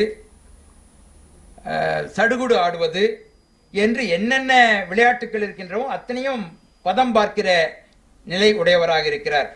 அதோடு மட்டுமல்லாமல் காலந்தோறும் ஏற்படுகிற கல்வி சூழல் காரணமாக, ஆசிரியருடைய செல்வாக்கின் காரணமாக சைவத்திலே அதிக ஈடுபாடு கொண்டவராக மட்டுமல்ல, வெறியாளராக இருக்கிறார். அவருடைய ஆசிரியர் யாழ்ப்பாணம் கதிரவேல் பிள்ளை அவர்கள் அவர் பயின்ற பள்ளியிலே ஆசிரியராக பொறுப்பேற்று வந்தபோது சைவ உணர்வு திருவிக்காவிடத்திலே கொழுந்துவிட்டு எறிய தொடங்குகிறது மாணவ பருவத்திலேயே. ஆகவே மற்ற சமய கூட்டங்கள் நடந்தால் அங்கே சென்று கலகம் விளைவிக்கிற பணியை கூட திருவிக்கா செய்திருக்கிறார். நம்ப முடியுமா? ஆகவே ஆனால் அவருடைய பிள்ளை பருவம் இப்படியெல்லாம் இருந்திருக்கிறது. அடுத்து அவருடைய காலத்தில் ராயப்பேட்டையில் இன்றைக்கும் இருக்கிற பாலசுப்ரமணிய பக்தர் ஜனசபை, அதிலே முதியவர்கள் எல்லாம் கூடி சைவ வழிபாட்டு நிகழ்வுகளை நிகழ்த்தி கொண்டிருப்பார்கள். சிறுவர்கள் இளைஞர்கள் வந்தால் அவர்களை புறக்கணிப்பார்கள். சைவத்திலே ஈடுபாடும் கொழுந்துவிட்டு எறிகிற உணர்வும் கொண்ட திருவிக்கா என்ற அந்த இளைஞருக்கும் மற்ற இளைஞர்களுக்கும் இவங்க என்ன பெரியவங்க இப்படியே செய்கிறாங்களே என்கின்ற அந்த நியாயமான கேள்வி அப்போதே எழுகிறது. ஆகவே இவர்கள் ஏதாவது நையாண்டி செய்ய வேண்டும் என்று எண்ணி மாலை 6 மணிக்கு பாலசுப்ரமணிய பக்த ஜன சபையில் வந்து மாலை வழிபாடுகள் நடக்கும் என்றால் முன்கூட்டியே போயிட்டு அங்கே தன் நண்பன் ஒருவனை ஒரு சாமியார் போல அருளாளரை போல வேடத்தில் அமர்த்தி விட்டு அந்த அருளாளருக்கு பூஜை புனஸ்காரங்களை எல்லாம் செய்து கதவை மூடிட்டு வந்துடுவாங்க. உரியவர்கள் கதவை திறந்து வழிபாடு நிகழ்த்த செல்லும் போது அங்கே ஏதோ ஒரு புதுசாக ஒரு சாமிஜி வந்து உட்கார்ந்து இருக்காரு என்று வியப்பாக பரபரப்பாக அதை நம்புவதா அல்லது தள்ளுவதா என்கின்ற குழப்பத்தோடு பெரியவர்கள் எல்லாம் இருக்கிற ஒரு சூழலை ஏற்படுத்துவார். கடைசியில் வேடிக்கைக்காக இதை செய்தோம் என்று ஜாடையாக சொல்லி அந்த சூழலை வேறு விதமாக மாற்றுவார் என்றெல்லாம் பார்க்கிற போது இதெல்லாம் கூட செய்ய முடியுமா? திருவிக்கா செய்திருப்பாரா என்றால் பிள்ளை பருவத்திலே அத்தனை குறும்புகளையும் நிறைந்த ஒரு ஆளுமையாக இருந்தார். சுதந்திரமாக இருந்திருக்கிறார். சுதந்திரம்தான் அந்த பிள்ளை பிராயத்து சுதந்திர உணர்வு தான், சுதந்திர செயல்பாடுதான், யாருக்கும் அஞ்சாத அந்த மனநிலை தான், யாமார்க்கும் குடியல்லேன் நமனை அஞ்சேன் என்கின்ற அந்த தமிழ் வீரம்தான் அவரை விடுதலை போராட்ட ஒரு இயக்க தொண்டராக ஆக்கியது, தலைவராக ஆக்கியது என்று நாம் பார்க்கின்றோம். பல்வேறு ஆளுமைகளை இங்கே சொல்லுகிற போது விடுதலை போராட்டத்திலே தன்னை இணைத்துக் கொண்ட மிகச்சிறந்த ஆளுமையாக அவரை நாம் பார்க்கிறோம். காந்தியடிகளோடு கொண்ட அந்த ஈடுபாடு என்பதே காங்கிரஸ் இயக்கத்தோடு கொண்ட ஈடுபாடு. காங்கிரஸ் இயக்கத்தின் ஈடுபாடு என்பது இந்தியாவின் தாய்நாட்டின் உரிமைக்காக தன் உள்ளம் விரும்பிய அந்த ஈடுபாடு என்று நாம் பார்க்கின்றோம். ஆக அப்படி அந்த சிறுவர் வாழ்க்கையிலே இப்படி எல்லாம் இருந்ததை நம்மாலே அறிந்து கொள்ள முடிகிறது. அடுத்து மாணவ பருவத்திலே அவர் எப்படியாக இருந்திருக்கிறார்? அவர் படித்தது என்ன? ஆங்கிலம் நன்றாக தெரிந்த தமிழறிஞர் என்பது அவருடைய சிறப்பு முதிரைகளிலே ஒன்று. ஆங்கிலம் நன்கு அறிந்திருந்த காரணத்தினால்தான் அவர் ஆங்கிலேயருடைய ஆட்சி காலத்திலே ஒரு பத்திரிகை ஆசிரியராக தன்னை ஆக்கிக் கொள்ள முடிந்தது. வருகிற செய்திகள் அத்தனையும் ஆங்கிலத்தில் தான் வரும். அதை தமிழாக்கம் செய்து தமிழ் மொழியின் மரபுக்கேற்ப நல்ல தமிழாலே பத்திரிகையை நடத்த வேண்டும் என்பதுதான் திருவிக்காவின் லட்சியம் என்று நாம் பார்க்கின்றோம். ஆக அப்படிப்பட்ட ஆங்கிலம் அறிந்த அறிஞராக இருக்கிற திருவிக்கா படித்தது எவ்வளவு என்றால் மெட்ரிகுலேஷனையும் கூட நிறைவு செய்யக்கூடிய வாய்ப்பு அவர் வாழ்க்கையில் அமையல. அது ஏன் அப்படின்னு பார்த்தா அதுதான் அவருடைய மாணவ பருவத்தினுடைய ஆளுமையை நமக்கு காட்டக்கூடியதாக அமைகிறது. ஒரு மாணவன் என்றால் படிக்க வேண்டும், சிறக்க வேண்டும், பட்டங்கள் பெற வேண்டும். இந்த காலம் மாதிரி இருந்தால் அயல்நாட்டிலே சென்று கொடிகட்டி பறக்க வேண்டும். இதுதான் இயல்பான சராசரியான ஒரு எதிர்பார்ப்பு. ஆனால் திருவிக்காவை பொறுத்தவரையிலே மெட்ரிகுலேஷன் கூட முடிக்க முடியாமல் அவருடைய கல்வி தடைபடுகிறது. எது தடுத்தது என்றால் அதுதான் ஆய்வுக்குரியதாக இருக்கிறது. அவர் மாணவராக இருக்கிற போது ஏற்கனவே நான் குறிப்பிட்ட ஆசிரியர் கதிரவேல பிள்ளை அவர்கள், அவர் தீவிர சைவர். அவரோடு ஒரு நெருங்கி பழகி அவருடைய செல்வாக்குக்கு ஆட்படுகிற போதே வெஸ்லி பள்ளி, ராயப்பேட்டில் இருக்கக்கூடிய வெஸ்லி பள்ளியாக இருப்பது வெஸ்லி கல்லூரி என்று அப்போ சொல்லப்பட்டது, அங்கே படிக்கிற போதே மற்ற ஆசிரியர்கள்லாம் சொல்றாங்க, யாழ்ப்பாணம் கதிரவேல் பிள்ளை இடத்தில் சிக்கிக்கொண்டால் மீண்டு வர முடியாது, அது ஒரு சைவ பேய். எதுவும் தப்பா நினைச்சுக்க வேணாம், அந்த அளவுக்கு தீவிரத்தன்மை உடையவர், ஆறுமுக நாவலருடைய வழி வழி வந்தவர், சைவத்தை தூக்கி நிறுத்தக்கூடிய அத்தனை உணர்வுக்கும் சொந்தக்காரர். ஆகவே கவனமெல்லாம் படிப்பில் இல்லாமல் போயிடும் என்று அறிவுறுத்துகிறார்கள். ஆனா திருவிக்கா கேட்கவில்லை, எவ்வளவு சொல்லி யார் சொல்லியும் கேட்பதில்லை. ஆகவே அவருடைய போக்கு ஆசிரியருடைய சார்ந்ததன் வண்ணமாகிற இயல்பு வந்துவிடுகிறது. இன்னொரு விளக்கத்துக்கு சொல்லணும்னா, தமிழகத்திலே ராமலிங்கர் எழுதிய திருவருட்பாவை எதிர்த்து அருட்பா மருட்பா போர் என்று நிகழ்ந்தது. அது வழக்காடு மன்றங்களை எல்லாம் சந்தித்தது என்பது தமிழ் மண்ணுக்குரிய வரலாறாக நாம் பார்க்கின்றோம். அவ்வாறு அந்த அருட்பா மருட்பா போர் ஓய்ந்திருந்த நேரம் அந்த ராமலிங்கருடைய திருவருட்பாவை அருட்பா இல்லை என்று மறுத்த முதல் வரிசை அறிஞர், சைவ அறிஞர் கதிரவேல் பிள்ளை அவர்கள். ஆகவே அவருடைய சார்ந்த திருவிக்கா மருட்பாவுக்கு ஆதரவு இல்லை, ஆனா தன் ஆசிரியர் கதிரவேலனாருக்கு ஆதரவாக இருக்கிறவர். இந்த சூழலுக்கு இடையில திருவிக்கா அந்த காலத்தில் மெட்ரிகுலேஷன் நிறைநிலை தேர்வுக்கு முன்னாடி தெரிவு தேர்வு செலக்ஷன் எக்ஸாம் என்று வைப்பார்கள். அந்த தேர்வு நடக்கிற நேரத்தில் தன் ஆசிரியர் கதிரவேல் பிள்ளை அவர்களுக்காக வழக்காடு நீதிமன்றத்திலே சாட்சி சொல்ல வேண்டிய ஒரு கடமை ஏற்படுகிறது. அது என்ன அப்படின்னா, வேறொரு அன்பர் வில்வபதி செட்டியார் என்கிறவர் தன்னை கதிரவேல் பிள்ளை கடைத்தெருவில் வைத்து பலர் முன்னிலையில் நைய புடைத்து விட்டார், அடித்து விட்டார் என்று காவல் நிலையத்தில் அவர் வழக்கு பதிவு செய்கிறார். அது வழக்காடு மன்றம் வரலையும் போகுது. அப்படி போகிற போது அதற்கு சாட்சி சொல்ல வேண்டிய பொறுப்பு திருவிக்காவுக்குரிய மாணவர் திருவிக்காவுக்குரியதாக வருது. ஏன் அப்படின்னா, அவர்களுக்குள்ளே இருந்த விரோதம், கதிரவேல் பிள்ளை அவர்களுக்கும் வில்வபதிக்கும் இருந்த விரோதம்.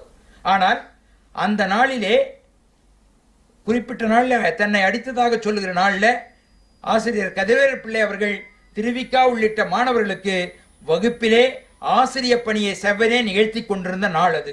வழக்கறிஞருங்க இருக்காங்க. ஆகவே அந்த நாளில் சொல்லப்பட்டிருக்கிற அந்த புகார் என்பது அபத்தமாக சொல்லப்பட்டிருக்கிற புகார். இதை யார் சொல்வது? வகுப்பறையிலே பாடம் கேட்ட மாணவர்கள் தானே போய் சொல்லணும், சாட்சி அவங்க தானே. இந்த சாட்சியை சொல்ல வேண்டிய ஒரு தேவை, நிர்பந்தம் திருவிக்கா மாணவ திருவிக்காவுக்கு ஏற்பட்டு விடுகிறது. சுயநலம் மிக்க மாணவராக, நன்மையின் பக்கம் நிற்க விரும்பாத மாணவராக, நமக்கே வம்பு என்று நினைக்கக்கூடிய கடுவுள்ளம் படைத்தவராக இருந்திருந்தால் இவர் மெட்ரிகுலேஷன் தேர்ச்சி பெற்றிருப்பார். தான் விரும்பியது போலவே வழக்கறிஞராகவோ அல்லது கணித பேராசிரியராகவோ ஆகியிருப்பார். இங்கே சகோதரியார் சொன்னது போல, இறக்கிற போது வரையிலே வாடகை வீட்டிலே இருப்பதே தன் வாடிக்கையாக வாழ்ந்த பெருந்தகை அவர். செல்வம் தழைக்கிற வாழ்க்கையை அவர் என்றைக்கும் கண்டதில்லை. ஆக இந்த மனநிலையில மனப்போராட்டம் ஏற்படுகிறது. தேர்வுக்கு செல்வதா, தன் ஆசிரியருடைய உண்மை நிலையை சொல்வதற்காக சாட்சியாக செல்வதா? இந்த மனப்போராட்டத்திலே திருவிக்காவுடைய உள்ளம் அறத்தின் பக்கம் நின்றது, ஆசிரியர் பக்கம் நின்றது. ஆகவே தன்னுடைய படிப்பை புறந்தள்ளிவிட்டு ஆசிரியத்திற்கு துணையாக வழக்காடு மன்றம் சென்று சாட்சி சொல்லுகின்றார். இதுதான் திருவிக்கா. அதோடு அவருடைய படிப்பு என்பது அற்றுப்போய்விட்டது. தான் பெற்ற மெட்ரிகுலேஷன் பள்ளி அளவிலான அறிவை கொண்டே இவ்வளவு சாதனைகளை அவர் நிகழ்த்தியிருக்கிறார். 56 நூல்கள், அதிலே 13 கவிதை நூல்கள், 2 பத்திரிகையினுடைய ஆசிரியர், இந்தியாவின் முதல் தொழிற்சங்கத்தினுடைய தலைவர், பெண்ணுரிமைக்காக குரல் கொடுத்தவர், தமிழ்நாடு விடுதலை போராட்டத்திலே தமிழ்நாடு காங்கிரஸ் அமைப்பினுடைய காங்கிரஸ் இயக்கத்தினுடைய தலைவர். இப்படியெல்லாம் இருக்க முடிந்தது எப்படி என்றால், அவர் பள்ளியிலே படித்தது கொஞ்சமாக இருந்தாலும் கூட தன்னைத்தானே செதுக்கி செதுக்கி இந்த சமுதாயத்துக்குரிய ஒரு வல்லமை உடையவராக தன்னை ஆக்கிக் கொண்டார் என்று நாம் பார்க்கின்றோம். ஆக இது ஒரு மாணவ நிலையிலேயே தனக்காக இல்லாமல் சமுதாயத்துக்காக வாழக்கூடிய அந்த பெரிய உள்ளத்தினுடைய ஒரு சொந்தமாக திருவிக்கா மாணவ திருவிக்கா இருந்திருக்கிறார் என்பது இதைவிட ஒரு மாணவ ஆளுமைக்கு வேறொன்றை நாம் உதாரணமாக சொல்ல முடியாது. அடுத்து நாம் பார்க்கிற போது பத்திரிகை ஆளுமை. 2 பத்திரிகை அவர் நடத்துகிறார் 1917-18 காலங்களில் 20ல். அவர் வெஸ்லி பள்ளியிலே படிக்கிறார், கல்லூரியாகவும் திகழ்கிறது. 1000 விளக்கு பள்ளியில் ஆசிரியராக தமிழ் ஆசிரியராக அமர்கிறார். அடுத்து சில காலங்களிலேயே வெஸ்லி கல்லூரியினுடைய பேராசிரியராகவும் தன்னை அமைத்துக் கொள்கின்றார். அதனை அடுத்து அந்த காலத்தில் இன்றைக்கு நான் பணி செய்ததாக சொல்லுகிற மாநில கல்லூரி, சென்னை மாநில கல்லூரி, இந்தியாவிலேயே ஆங்கிலேயர் ஆட்சி காலத்திலே தொடங்கப்பட்ட முதல் 3 கல்லூரிகள் என்றால் Calcutta presidency, Bombay presidency, Madras presidency கல்லூரிகள் தான். அந்த 3 கல்லூரிகளில் 178வது ஆண்டிலே அடியெடுத்து நடைபெற்று கொண்டிருக்கிற கல்லூரி மாநில கல்லூரி. அந்த மாநில கல்லூரியில திருவிக்கா அவர்கள் பேராசிரியராக வர வேண்டும் என்பது ஒட்டுமொத்த தமிழ் சமுதாயத்தினுடைய எதிர்பார்ப்பு. எல்லா தகுதியும் இருக்கு, இவரோட ஒரு அறிஞரை நாம் தேட முடியாது. ஆகவே அந்த பெரிய கல்லூரியிலே அவர் தமிழ் பேராசிரியராக வர வேண்டும் என்று எல்லோரும் விரும்புகிறார்கள். விரும்புவதோடு மட்டுமல்லாமல் இங்கே எப்படி எதிர்பார்க்காமலேயே விருதை தந்த அந்த மாண்பு இருக்கிறதோ அதுபோல திருவிக்கா எதிர்பார்க்காமலேயே அதற்கான ஏற்பாடுகளை நண்பர்கள் செய்து விடுகிறார்கள். அவரிடத்துல வந்து சொல்றாங்க, நீங்க மாநில கல்லூரியிலே வந்து தமிழ் பேராசிரியராக பணி செய்ய வேண்டும். சகோதரியார் சொன்னது போல இருந்திருந்தால் அந்த காலத்திலிருந்து சம்பாரிச்சிருந்தா எத்தனையோ எஸ்டேட்டை வாங்கியிருக்கலாம் அவரு. ஆனா அவர் அழைக்கிறாங்க. அப்ப அழைக்கும் போது அவர் மறுத்து விடுகிறார். நான் வெஸ்லி கல்லூரியிலிருந்து பணியை துறந்து விட்டு தேச விடுதலைக்காக நான் பாடுபட வேண்டும், போராட வேண்டும் என்பதற்காக நான் முடிவெடுத்து விட்டேன். ஆகவே என்னுடைய நோக்கமெல்லாம் தேச விடுதலை தான். ஆகவே கல்லூரி அளவிலே இருந்து தமிழ் போதிக்கிற பணி அளவிலே என்னை நான் எல்லை வகுத்துக் கொள்ள இப்போதைக்கு காலச்சூழல் இடம் தரவில்லை. ஒருவேளை விடுதலை இந்தியாவாக இருந்திருந்தால் ஒரு நல்ல பேராசிரியராக நாம் திருவிக்காவை பெற்றிருக்க கூடும். ஆனால் அடிமை இந்தியாவிலே எனக்குரிய பணி இந்திய தாயினுடைய அந்த விலங்கை அறுத்தெறிவதுதான் என்னுடைய தலையாய நோக்கம். அதற்கே என்னுடைய வாழ்க்கை பயன்பட வேண்டும் என்ற உறுதியோடு தன்னுடைய வெஸ்லி கல்லூரி பேராசிரியர் பணியை தூக்கி எறிந்துவிட்டு தேசபக்தன் பத்திரிகையை தொடங்க வருகின்றார். அதனுடைய முதல் ஆசிரியராக இவரை முன்வைத்துதான் அந்த பத்திரிகை தொடங்கப்படுது. ஆகவே அது ஒரு பப்ளிக் லிமிடெட் கம்பெனி. அதிலே சிக்கல் வருகிற போதுதான் அடுத்து 2.5 வருஷத்துல தொழிலாளர்களுக்காக என்ற ஒரு நிலையோடு, தொழிலாளர்களுடைய ஒத்துழைப்போடு, அவர்களுடைய பங்களிப்போடு நவசக்தி என்கின்ற ஒரு இதழை திருவிக்கா தொடங்குகிறார் என்று நாம் பார்க்கிறோம்.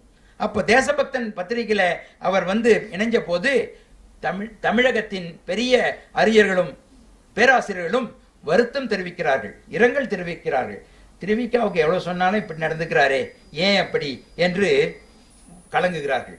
அப்படி கலங்கியவரிலே முக்கியமானவர் யார் என்பதை பின்னொரு காலத்தில் மாநில கல்லூரியுடைய சிறப்பு விருந்தினராக ஒரு தமிழர் திருநாள் விழா என்று சொல்லக்கூடிய பொங்கல் விழா, அந்த பொங்கல் விழாவை தமிழர் திருநாள் விழாவாக அறிவித்து முதலாக நடத்தியவர் மாநில கல்லூரியுடைய மேனாள் தமிழ்துறை தலைவர் பேராசிரியர் கா. நமச்சிவாயனார் அவர்கள்.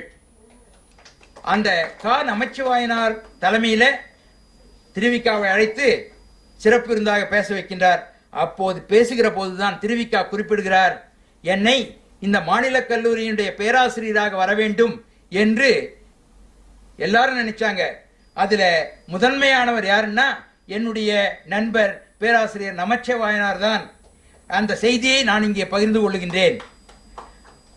நமச்சிவாயனார் என்ற அந்த பெருந்தகையை பற்றி ஒரு சின்ன செய்தியை, அதாவது தமிழ் பேராசிரியர்கள் கூட அடிமை இந்தியாவிலேயே இப்படியெல்லாம் இருந்திருக்க முடியுமா என்கின்ற ஒரு கேள்விக்கு நல்ல விடையாக இருக்கிறவர் கா. நமச்சிவாயனார்.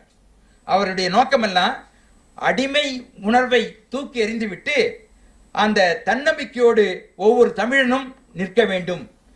கப்பலோட்டிய தமிழன் வ.உ.சி. எப்படி இருந்தாரோ அதுபோல தமிழ் உலகத்தில், தமிழ் அறிஞர் உலகத்தில் நிலைத்து நின்று காட்ட வேண்டும். பொருளாதார சிதைவு என்பது நம்மை பாழ்படுத்தி விடாமல் காக்க வேண்டும் என்று நின்ற ஒரு பேராசிரியர் தான் கா. நமச்சிவாயனார். அவர் அந்த காலத்தில் ஆங்கில பேராசிரியருக்கு ஒரு சம்பளம், கணித பேராசிரியருக்கு ஒரு சம்பளம், சமஸ்கிருத பேராசிரியருக்கும் அதே சம்பளம். ஆனால் தமிழ் பேராசிரியர் மட்டும் தமிழ் பேராசிரியர் என்று சொல்லாமல் தமிழ் பண்டிதர் என்று சொல்லி அவர்களுக்கு சொற்ப சம்பளம் வழங்குவது ஆங்கிலேயர் ஆட்சியிலேயும் நிலவிக் கொண்டிருந்தது.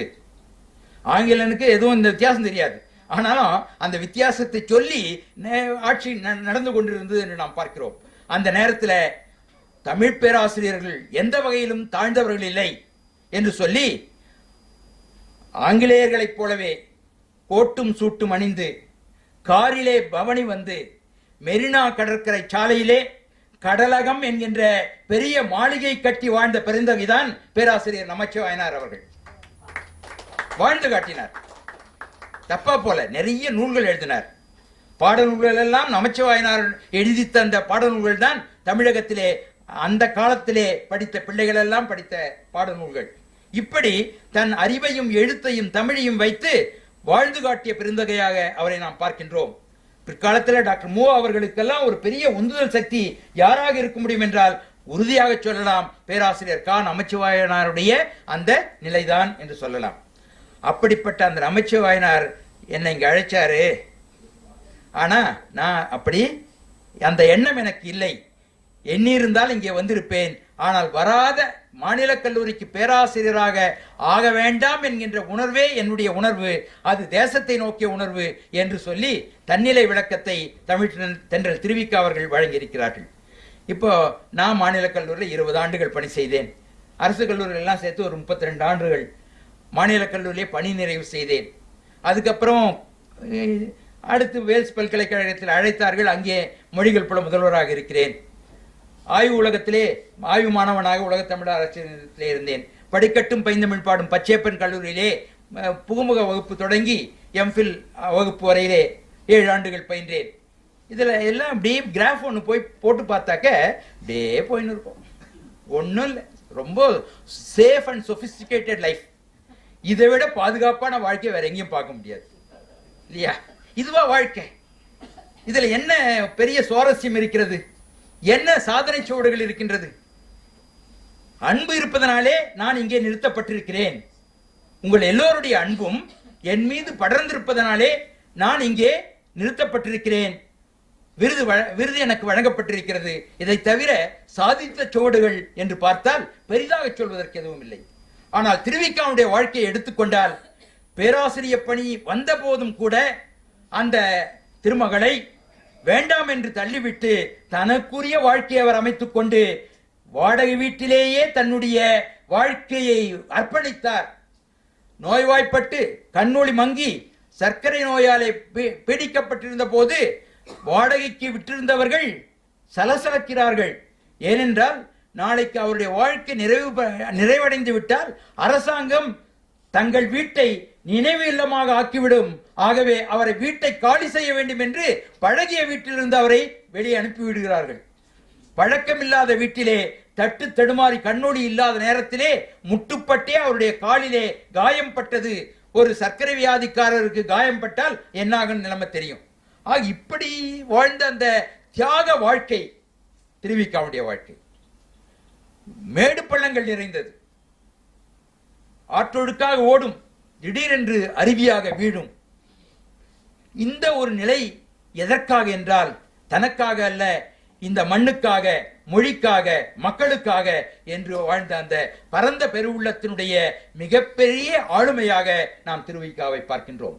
தியாக சுடராக அவர் விளங்குகின்றார்.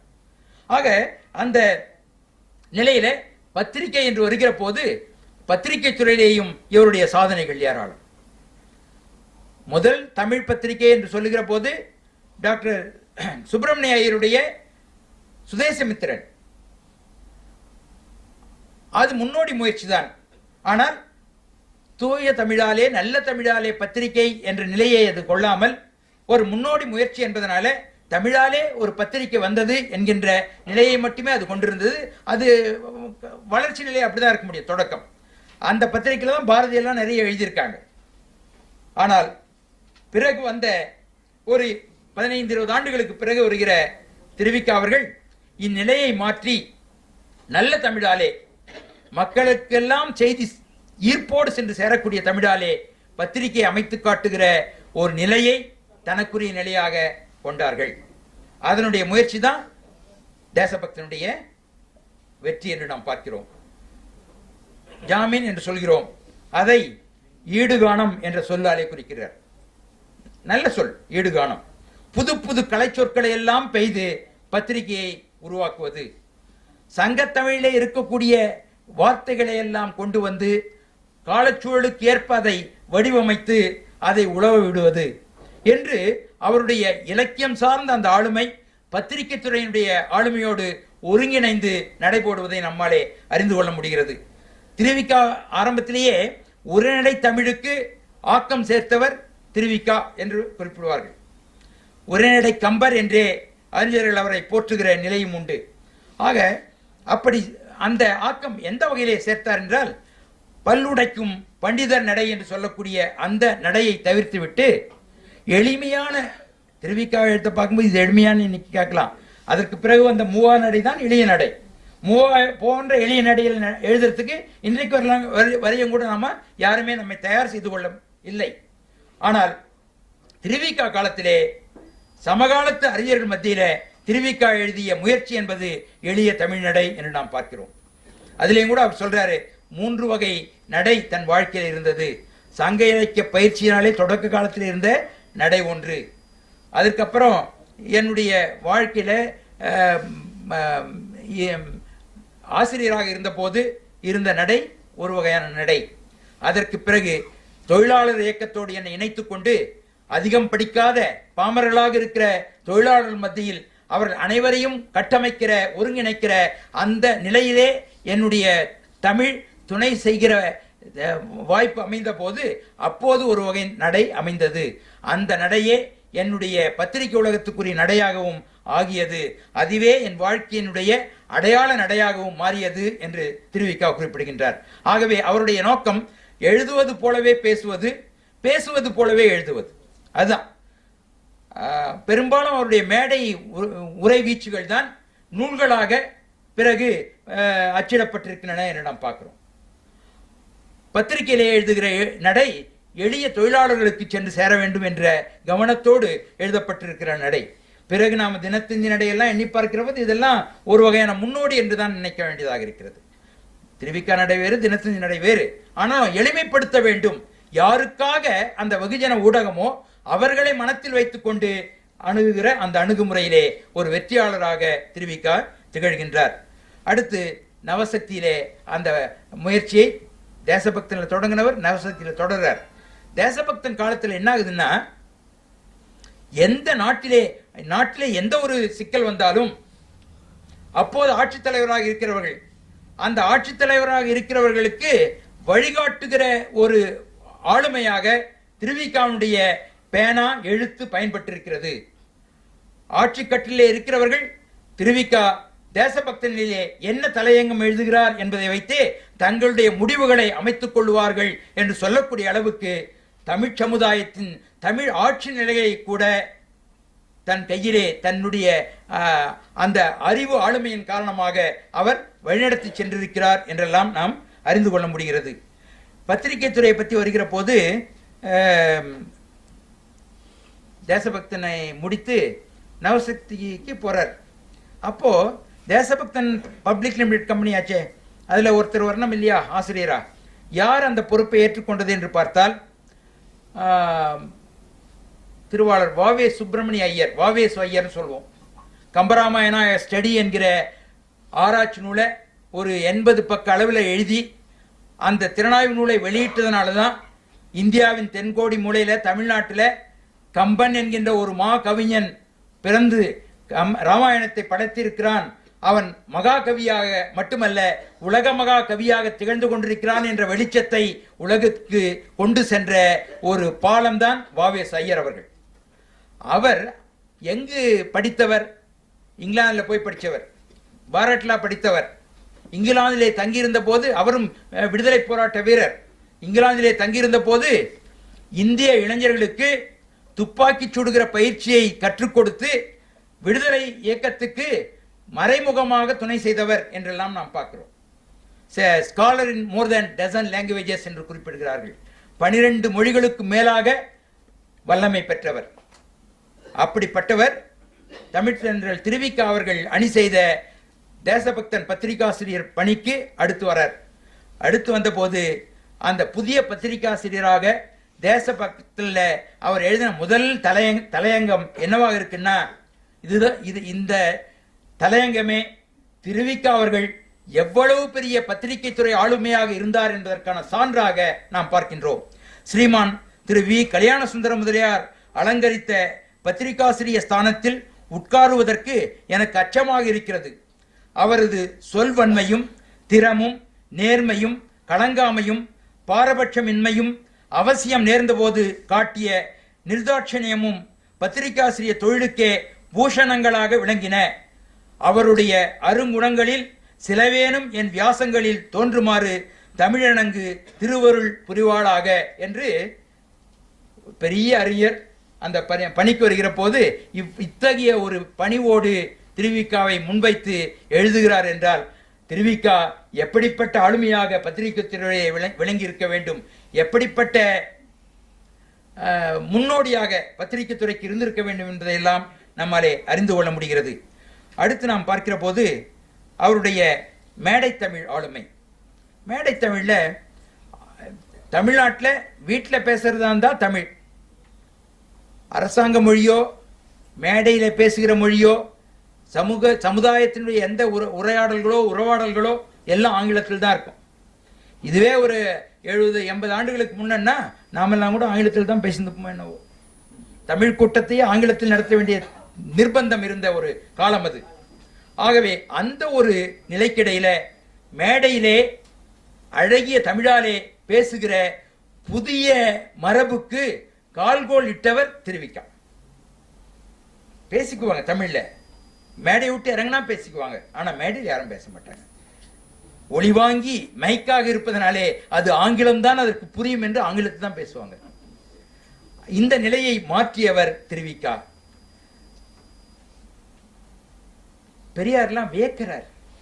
தன்னுடைய நண்பன் திருவிகாவுடைய அந்த தமிழ் ஆளுமையையும் மேடை வெளிப்பாடுகளையும் பார்க்கிற போது அவர் அவ்வளவு வியந்து பேசுறார். நான் இப்போ கொஞ்சம் மேலும் தமிழ் தெரிந்தவனாக 2 பத்திரிகை நடத்துகிறவனாக விடுதலை குடியரசு என்ற பத்திரிகைகள் நடத்தி கொண்டிருக்கிறேன். 50-60 புத்தகங்களை எழுதியிருக்கிறேன். மணிக்கணக்காக நான் பேசுகிறேன். அப்படின்னா இது எல்லாத்தையும் நான் என்னுடைய நண்பன் தோழன் திருவிகாவுடைய தேசபக்தன் நவசக்தி பத்திரிகையை படிச்சு தான் நான் என்னை வளர்த்து கொண்டேன். என்னுடைய தமிழுக்கு ஆசான் திருவிக தான் என்று சொல்லுகிற அளவுக்கு தமிழை, அதாவது டிஸ்டன்ஸ் எஜுகேஷன், தொலைநிலை கல்வியை மேடை தமிழ் வாயிலாக பத்திரிகை தமிழ் வாயிலாக நிகழ்த்தி காட்டி எல்லோரையும் தமிழ் உணர்ந்தவர்களாக தமிழ் அறிந்தவர்களாக ஆக்கிய அந்த ஒரு பல்கலைக்கழகமாக திருவிக விளங்கினார் என்று நாம் பார்க்கின்றோம்.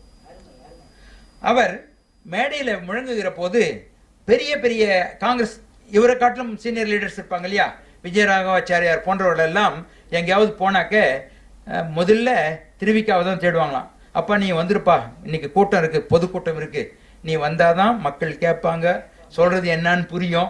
ஆகவே நாங்களும் கொஞ்சம் 2 வார்த்தை பேசிட்டு வந்துடுறோம், நாங்கள் சொல்ல வேண்டிய விஷயத்தெல்லாம் நீ எடுத்து சொல் என்று சொல்லக்கூடிய அளவுக்கு திருவிகாவை இருந்தாதான் அவங்க கூட்டத்துக்கே போவாங்க என்கின்ற அளவுக்கு இந்த செய்திகளை எல்லாம் வியந்து தந்தை பெரியார் அவர்கள் குறிப்பிடுகின்றார்கள்.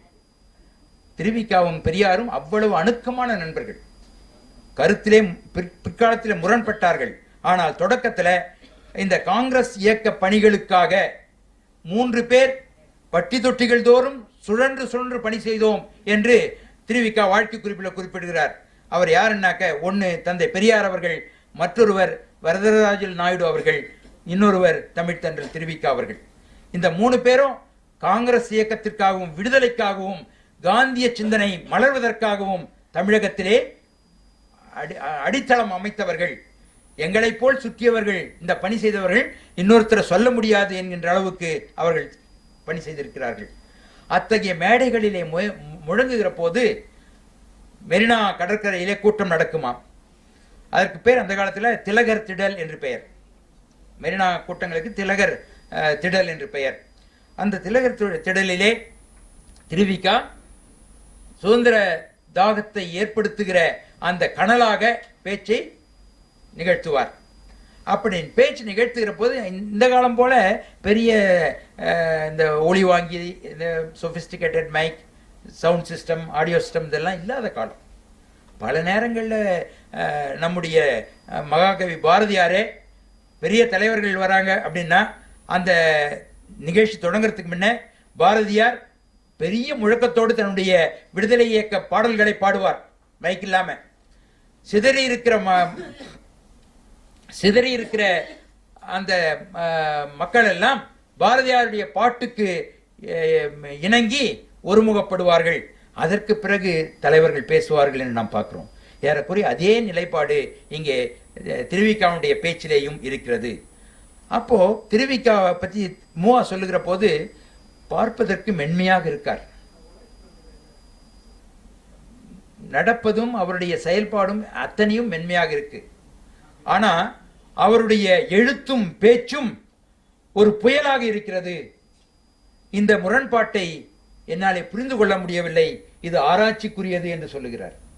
அவருடைய சீடராக, அணுக்க தொண்டராக, மாணவராக தன்னை அமைத்துக் கொண்ட டாக்டர் மூவா அவருடைய பதிவு இது. அப்போ அவருடைய திருவிகாவுடைய குரல் வெண்கல குரலாக இருக்கும். மேடையில் பேசுவாராம்.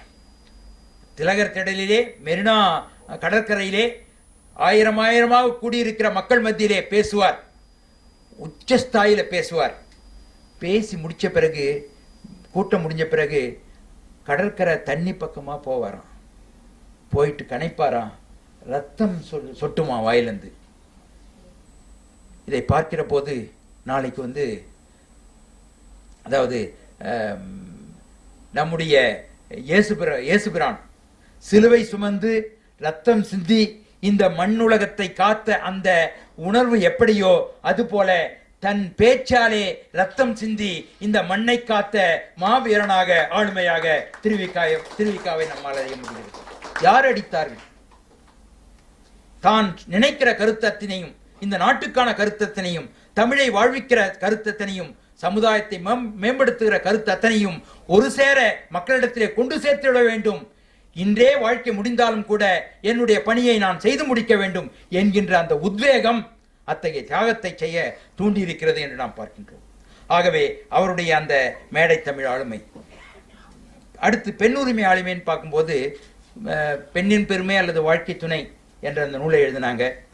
அதிகமான அவர் வாழ்க்கை காலத்திலேயே அதிகம் மீண்டும் மீண்டும் மறுபதிப்புகளை கண்ட ஒரே நூல் என்றால் அது பெண்ணின் பெருமை அல்லது வாழ்க்கை துணைதான். அதை ஒவ்வொரு ஆணும் ஒவ்வொரு பெண்ணும் படிக்க வேண்டும். ஏனென்றால் பெண்ணுக்குள் இவ்வளவு மாண்பா என்பதை பெண்ணே அறிந்து கொள்வதற்காக படிக்க வேண்டும். ஒவ்வொரு ஆணும் படிக்க வேண்டும். ஏனென்றால் தன் சரிபாதியாக இருக்கிற பெண்ணுக்கு இவ்வளவு மாண்புகள் இருப்பதனாலே அவள் எந்த அளவுக்கு மதிக்கப்பட வேண்டிய ஒரு பொக்கிஷம் என்பதை உணர்ந்து கொள்வதற்காக படிக்க வேண்டும் என்றெல்லாம் அதை பற்றி குறிப்பிடுவார்கள். அத்தகைய பெண்ணுரிமை மாண்பை கொண்டவராக அவர் விளங்கினார். அவருடைய துணைவியார் கமலாம்பிகை அம்மையார். அந்த கமலாம்பிகை அம்மையாருடைய பிரிவு அவருடைய வாழ்க்கையிலே முக்கியமான ஒரு அவர் எப்படிப்பட்ட மாமனிதராக, தனி மனித வாழ்க்கையிலே ஒரு ஒழுக்கத்தின் உச்சமாக வாழ்ந்து காட்டிய பெருந்தகை என்பதை நமக்கு உணர்த்துகிற பகுதியாக அது அமைகிறது.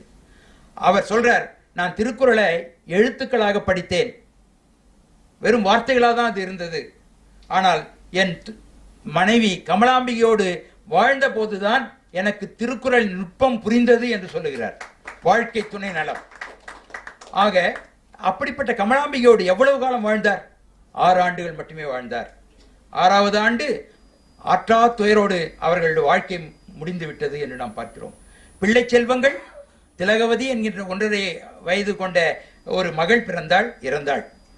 ஒரு கைக்குழந்தை பிறந்தது, ஆண்மகன் பிறந்தான், அவன் பிறந்தவுடனேயே இறந்து விடுகின்றான். இதுதான் திருவிக்காவுடைய இல்லற வாழ்க்கை.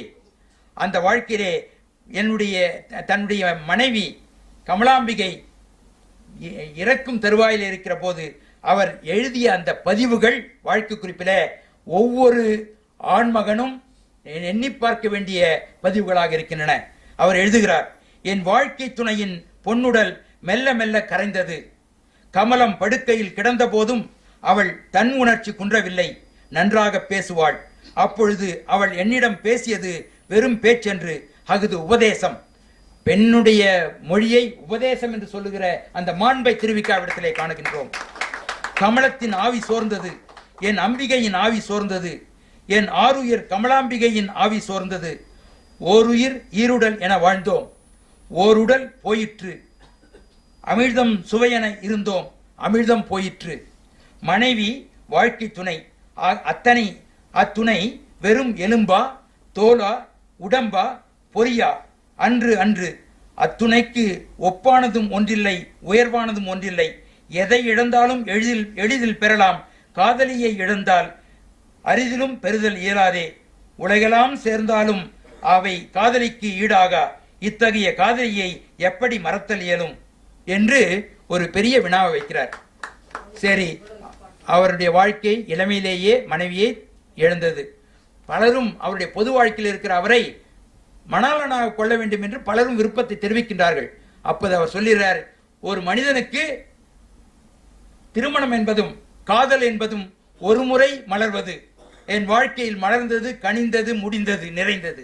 ஆகவே இனி நான் என்னுடைய பிற்பகுதியில் இருக்கக்கூடிய வாழ்க்கை அத்தனையும் கமலாம்பிகையினுடைய வாழ்க்கை, இதற்கு வேறு யாருக்கும் இங்கே இடமில்லை என்று சொல்லக்கூடிய அந்த ஒருவனுக்கு ஒருத்தி என்று சொல்லக்கூடிய அந்த பெரிய மாண்பை வாழ்க்கையிலே வாழ்ந்து காட்டிய பெருந்தகையாக நாம் எண்ணி பார்க்கின்றோம்.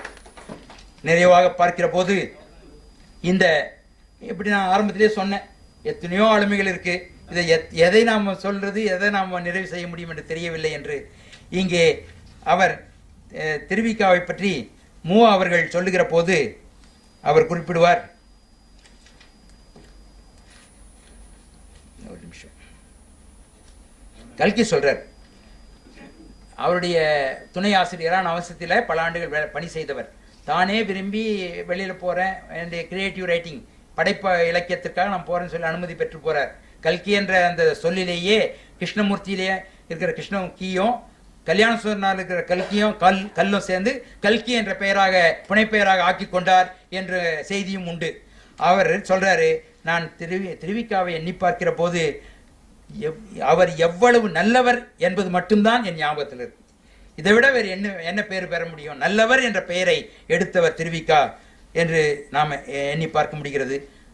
மூவா அவர்கள் சொல்லுகிற போது, திருவிக்கா எந்திரமும் அல்லர், காற்றாடியும் அல்லர். திருவிக்கா ஒரு வானம்பாடி, வெள்ளாடை சூழ்ந்த மெல்லிய உடலும் புலமை பொலிவுற்ற அழகிய முகமும் அருள் பெருகும் கரிய விழியும் பெற்ற வானம்பாடி, சமரச வானம் கண்டுகளிக்கும் வானம்பாடி, தமிழகம் தழைக்க உலகம் உய்ய பொதுமை மழை பொழியுமாறு வாழ்த்து பாடும் வானம்பாடி என்று திருவிக்காவுடைய ஒட்டுமொத்த அந்த ஆளுமையை குறிப்பிடுகின்றார். தந்தை பெரியார் அவர்களுக்கு வைக்கம் வீரர் என்ற பட்டத்தை கொடுத்தவர் திருவிக்கா. அதோடு வாய் நிறைய, இன்னைக்கு குடியரசுத் தலைவர் நிறைய பேர் இருக்காங்க, வாய் நிறைய பத்திரிகையிலே அரசியல் களத்திலே போராடி கொண்டாலும் கூட, முரண்பட்டாலும் கூட, மனம் நிறைய வாய் நிறைய தன்னுடைய பத்திரிகையில நவசக்தியில குடியரசுத் தலைவர்னே அழைப்பார். யாருன்னா பெரியார்.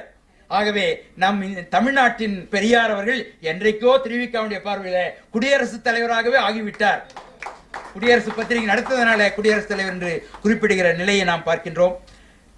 நிறைவாக நாம் பார்க்கிற போது திருவிக்கா சொல்றார், என்னுடைய வாழ்க்கை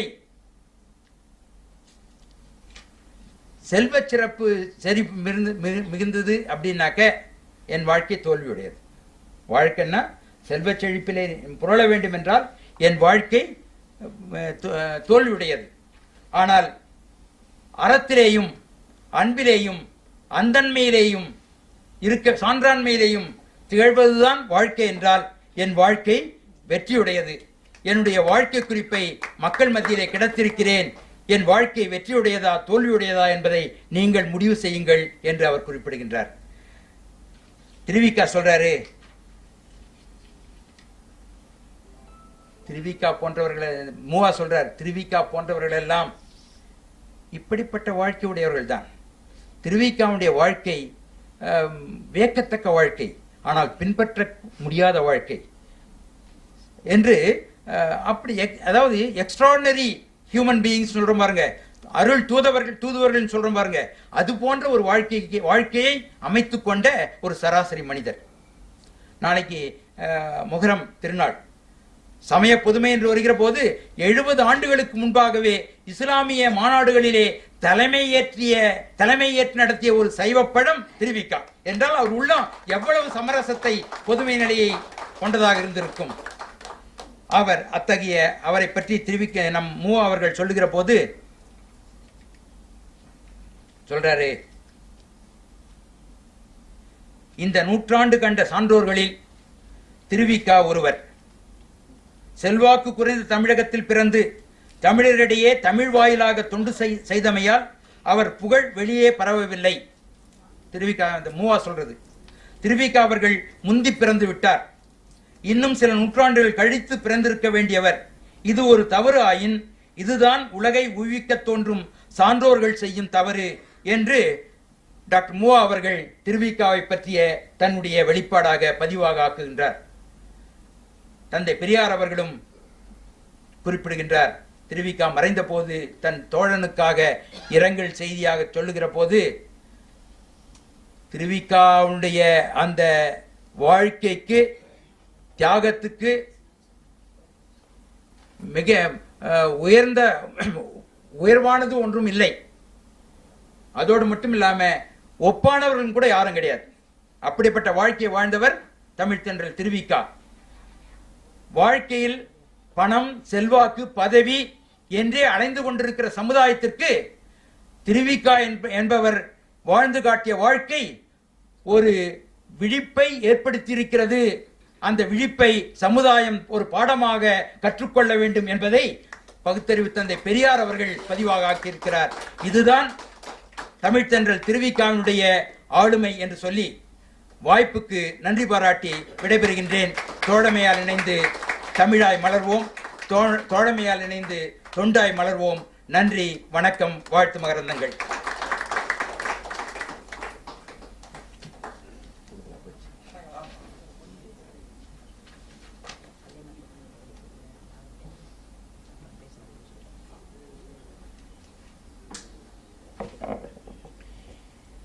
எந்த ஒரு பொருளை பேசுவதற்காக கொடுத்தாலும் அதை எப்பொழுதும் நன்கு பன்முக பரிமாணத்தோடு அதை ஆராய்ந்து பார்த்து அதன் பிறகுதான் தன் மாணவர்களையே வழிநடத்தக்கூடிய ஒரு பேராசிரியர் ஐயா திரு முனைவர் ப. மகாலிங்கம் அவர்கள்.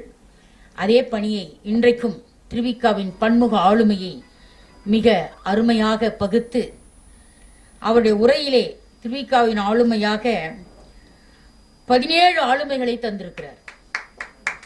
17 ஆளுமையை கொடுத்திருக்கிறார். உங்க கைத்தட்டலே சரியா இல்லையே? பேச்சாளர் உரைக்கு கைத்தட்டுவது கூட ஒரு வகையான ஆளுமை. முதல் ஆளுமை பிள்ளைத்தனமான பிள்ளை ஆளுமை, பிள்ளைத்தமிழ் இலக்கியத்தை போல் ஒரு ஆளுமை. அடுத்து இளைஞனாக ஒரு ஆளுமை, அதன் பிறகு பத்திரிகை ஆளுமை, 4வதாக இலக்கிய ஆளுமை, 5வது உரைநடை ஆளுமை. இதுவரை யாரும் திருவிக்காவை மேடைகளில் உரைநடை கம்பன் என்று துணிந்து சொல்லவே இல்லை. பேராசிரியர் மகாலிங்கம் அவர் தான் உரை கம்பன் என்று சொன்னார். உரைநடை ஆளுமை, தொழிற்சங்க ஆளுமை, படைப்புலக ஆளுமை, கவிப்புலமை ஆளுமை, தேசிய உணர்வினை உள்ளகத்தே செலுத்திய ஆளுமை. இந்த உலகம் தனிமனித ஒழுக்கத்தால் மட்டும்தான் திருந்த முடியும் என்று தந்த தனிமனித ஆளுமை, புதிய மரபிற்கு வழிவகுத்த ஆளுமை, பெரியாரே வியந்த ஆளுமை, தொலைதூர கல்வியை தொடங்கி வைத்த ஆளுமை. புதிய தகவல் ஐயா. தொலைதூர கல்வியை தொடங்கி வைத்த ஆளுமை, உதிரத்தையே சிந்திய ஆளுமை, உதிரத்தை சிந்திய ஆளுமை, பெண்ணுரிமை பேசிய ஆளுமை. இந்த பெண்ணுரிமையை சொல்வார், இன்னும் கொஞ்ச நாள் கமலா வாழ்ந்திருந்தால் தமிழகம் இன்னொரு கஸ்தூரிபாய் காந்தியை பெற்றிருக்கும். பெண்ணுரிமை ஆளுமை. இறுதியாக பெண்ணுடைய மொழியை, பெண்ணின் அறிவுரையை உபதேசம் என்று ஒத்துக்கொண்ட முதல் ஆண் ஆளுமை. இதுக்கு உங்க கரவொலி பலமா இருக்கும் என்று 17 ஆளுமைகளை வரிசைப்படுத்தி இன்றைக்கு திருவிக்காவின் பன்முக ஆளுமையை எடுத்து காட்டிய பேராசிரியர் அவர்களுக்கு நெஞ்சார்ந்த வாழ்த்துக்கள், பாராட்டுக்கள், விருது பெற்றமைக்காக நல்வாழ்த்துக்கள். இப்பொழுதே ஆளுமையையே உருவாக்கி கொண்டிருக்கக்கூடிய ஆளுமை சிற்பி ஐயா திரு முனைவர் தாமோதரன், திருக்குறள் தாமோதரன் அவர்கள் தலைமை உரையாற்றி வருகிறார்.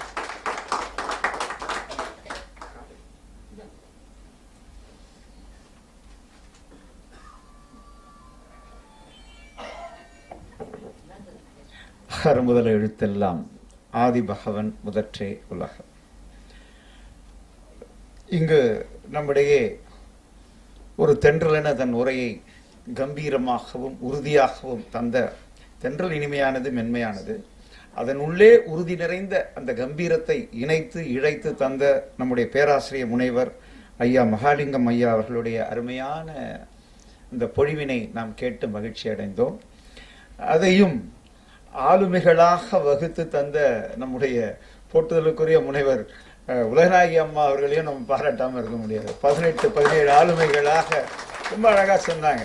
இப்போ சொன்னாங்க, அப்பா உனக்கு ஒரு 10 நிமிஷம் நான் முன்னாடியே கொடுத்தேனே, நீ பேச வேண்டியது தானேன்னு கேட்டாங்க. நான் சொன்னேன், எங்கள் அவையில் 10 நிமிஷம் பின்னாடி போகிறதுக்கு தயாராக இருப்பாங்க, அந்த அளவு தேடல் உள்ளவங்கன்னு நான். கரெக்டாம்மா? அதனால் அதாவது இந்த சொற்கேட்டல் என்பது ஒரு இனிமையான ஒரு விஷயம். நிறைய பேர் என்ன அங்கே போய் எல்லாம் உட்காந்துக்கிறீங்க, அவன் பாட்டி பேசினார நீங்கள் பாட்டி கேட்டுகிட்டே இருக்கீங்க. வள்ளுவர் அழகா சொல்வார், பிழைத்துணர்ந்தும் பேதமை சொல்லார் இழைத்துணர்ந்து ஈண்டிய கேள்வியவர்னு. 417வது குறள் 42வது அதிகாரம், அது பேர் கேள்வி. அழகா நீ மற்றவங்க நல்லா பேசுறத உள்வாங்கி கேட்டினா, நீ போய் பேசுனா தப்பா பேசணும்னு நினைச்சா கூட வாயிலிருந்து தவறே வராது, பிழையற பேசுவா என்று சொன்னார்.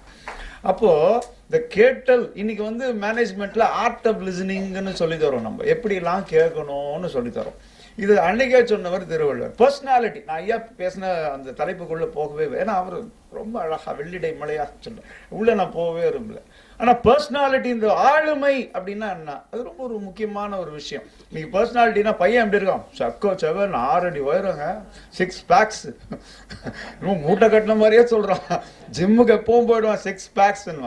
பர்சனாலிட்டியை பத்தி டாக்டர் நியூகோம்ன்றவர் ரொம்ப அழகா சொல்லுவான். The personality is the sum total of all one quality and character as they act and interact to affect other person. அது sum total of quality and character, இதுதான் personality. இந்த குணநலன்களே personality என்று சொல்வார்கள்.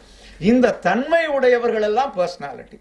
அதுக்குன்னு ஒரு ஸ்ட்ரக்சர் இல்லாமல் இருக்கிறத பத்தி நான் சொல்ல, அது ஒரு திறன், அது கடவுள் கொடுத்த கிஃப்ட்னு வச்சுக்கோங்களேன். ஆனா இந்த பர்சனாலிட்டி குணநலன்களை கொண்டுதான் மேலை நாடுகளிலும் அதை அழகாக சொல்லுகிறார்கள். அந்த பர்சனாலிட்டி நம்மகிட்ட எப்படி இருக்கு, இது திருக்குறள் எப்படி பார்க்குது, திருவிக்கா கிட்ட நம்ம எப்படி பார்க்கிறோம், இதுதான் நம்ம பார்க்க போறோம். இப்போ திருவிக்காவோட பர்சனாலிட்டி என்ன அப்படின்னு நான் ரொம்ப அழகா சொல்லுவேன். அவரோட பர்சனாலிட்டி அப்படின்னாலே, பெருமை உடையவர் ஆற்றுவார் ஆற்றின் அருமை உடைய செயல். 975-98வது அதிகாரம் பெருமை என்ற அதிகாரத்திலே சொல்றார். பெரிய காரியத்தெல்லாம் யாரால செய்ய முடியும், திறன் உள்ளவர்கள் நல்லவர்களால் மட்டுமே செய்ய முடியும். நாட்டில் ஏன் கெட்டது நிறைய ஆச்சுன்னா, ஒருத்தர் ரொம்ப அழகா சொன்னான், நல்லவங்க எதுவும் செய்யாம போனதுனாலேயே கெட்டது ஆச்சு இல்லைங்களா. இப்ப இவங்க சொன்னாங்க கை தட்டுங்கன்னாங்க, நிறைய பேர் தட்டினீங்க, இல்லைன்னு சொல்ல தட்டினீங்க, பாவம். சில பேர் தட்டக்கூடாதுன்னு இல்லை, தட்ட மறந்து ரசிக்கிறாங்க, அவ்வளவுதான், அது ஒண்ணும் கிடையாது, மெய் மறத்தல் அது. ஆனா இந்த கை தட்டுறதுனால என்னன்னு ஒரு டாக்டர் சொன்ன பிறகு இன்னைக்கு லாப்டர் கிளப் எல்லாம் வந்துருச்சு. போய் ஒரு 1.5 மணி நேரம் ஞாயிற்றுக்கிழமையில பீச்சில் நின்று ஓஹோ சிரிக்காதவன் சிரிக்கிறான், தட்டாதவன் தட்டுறான், 1.5 மணி நேரம் தட்டிட்டு போனா உடம்பெல்லாம் ஃப்ரெஷ் ஆயிடுச்சுப்பா. சரி, அது ஒரு வாரம், அதுக்கப்புறம் ஒரு வாரம் தட்டுறதும் இல்லை, சிரிக்கிறதும் இல்லை, யாருக்கிட்டையும் பேசுறதும் இல்லை. திருப்பி அந்த ஞாயிற்றுக்கிழமை வந்து திருப்பி கை தட்டுறது, இப்படியே பண்ணின்னு போனா எப்படி ஆகும் இல்லைங்களா? அப்ப கைத்தட்டல் என்பது ஒரு கலை, அறிவியல் பூர்வமாக உடம்புக்கு நல்லது. அதெல்லாம் நம்ம செய்யணும்ன்றதுதான் இதுல சொல்லப்பட்டது. ஏன்னா பர்சனாலிட்டி எப்படி வளர்த்துக்கணும்னா, திருக்குறள் எங்கன்னா பர்சனாலிட்டி இருக்கா? ரொம்ப அழகா சொல்லுவார். அது ஒரு தவம் என்று எழுதுவார் திருவள்ளுவர். 268வது குறள்ல சொல்லுவார், தன் உயிர் அதை வந்து, அதாவது பாத்தீங்கன்னா உள்ள போய் பொருள் பார்த்தா நிறைய பேர் நிறைய கொடுத்துருப்பாங்க. ஆனா அதுல ஒரு சொல் மாத்திரம் நான் வேற எடுத்து பார்த்தேன். அது கரெக்டா யாரோட பொருந்ததுன்னா தமிழண்ணல், டாக்டர் தமிழண்ணல் அதுக்கு அழகா எழுதுவார். தன் உயிர் தான் அறப்பெற்றான ஏனைய மண்ணுயிரெல்லாம் தொழும் எழுதுவார். இந்த அறப்பெறுதல் என்பது முழுமை என்ற பொருளிலே நாம் எடுத்துக்கொள்ள வேண்டும்.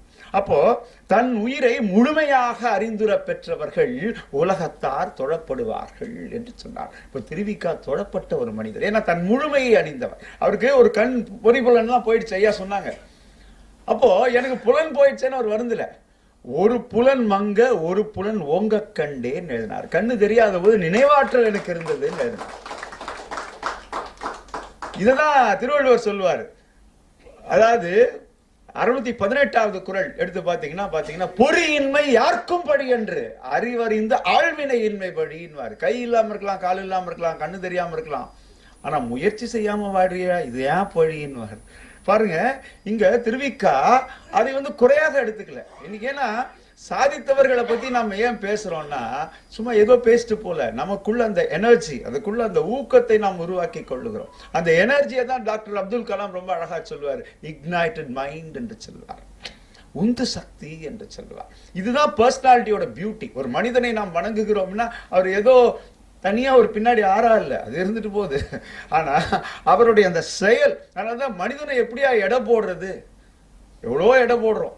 அழகா திருவள்ளுவர் சொல்வார், பெருமைக்கும் ஏனை சிறுமைக்கும் தத்தம் கர்மமே கட்டளை கண்வார். எங்கெல்லாம் அழுத்த கொடுக்கணுமோ நான் ஏகாரத்தை அவரை மாதிரி யாராலும் ஜெயிக்கவே முடியாது இல்லைங்களா? அப்ப கர்மமே, அந்த செயல் தான் எடை போடும். அப்போ அந்த செயல்களால் உயர்ந்தவர்கள் தான் மனிதர்கள். அது ப்ரோஆக்டிவ்னஸ், அறிவார்ந்த செயல். எதை செய்ய வேண்டும், எதை செய்யக்கூடாது, காமன் சென்ஸ். காமன் சென்ஸ், அப்படியாவது பகுத்தறிவு என்ற ஒரு நூலை எழுதினான் தாமஸ் பெயின் என்ற ஒரு அறிஞர். அதுதான் அமெரிக்காவுடைய விடுதலைக்கே வித்திட்டது. 47 பக்கம் தானே அது. தாமஸ் பெயின் எழுதின காமன் சென்ஸ், பகுத்தறிவு என்ற நூல். எத்தனையோ அப்பவே அந்த காலத்திலேயே ஒரு 3-4 லட்சம் பிரதிகள் போச்சான்.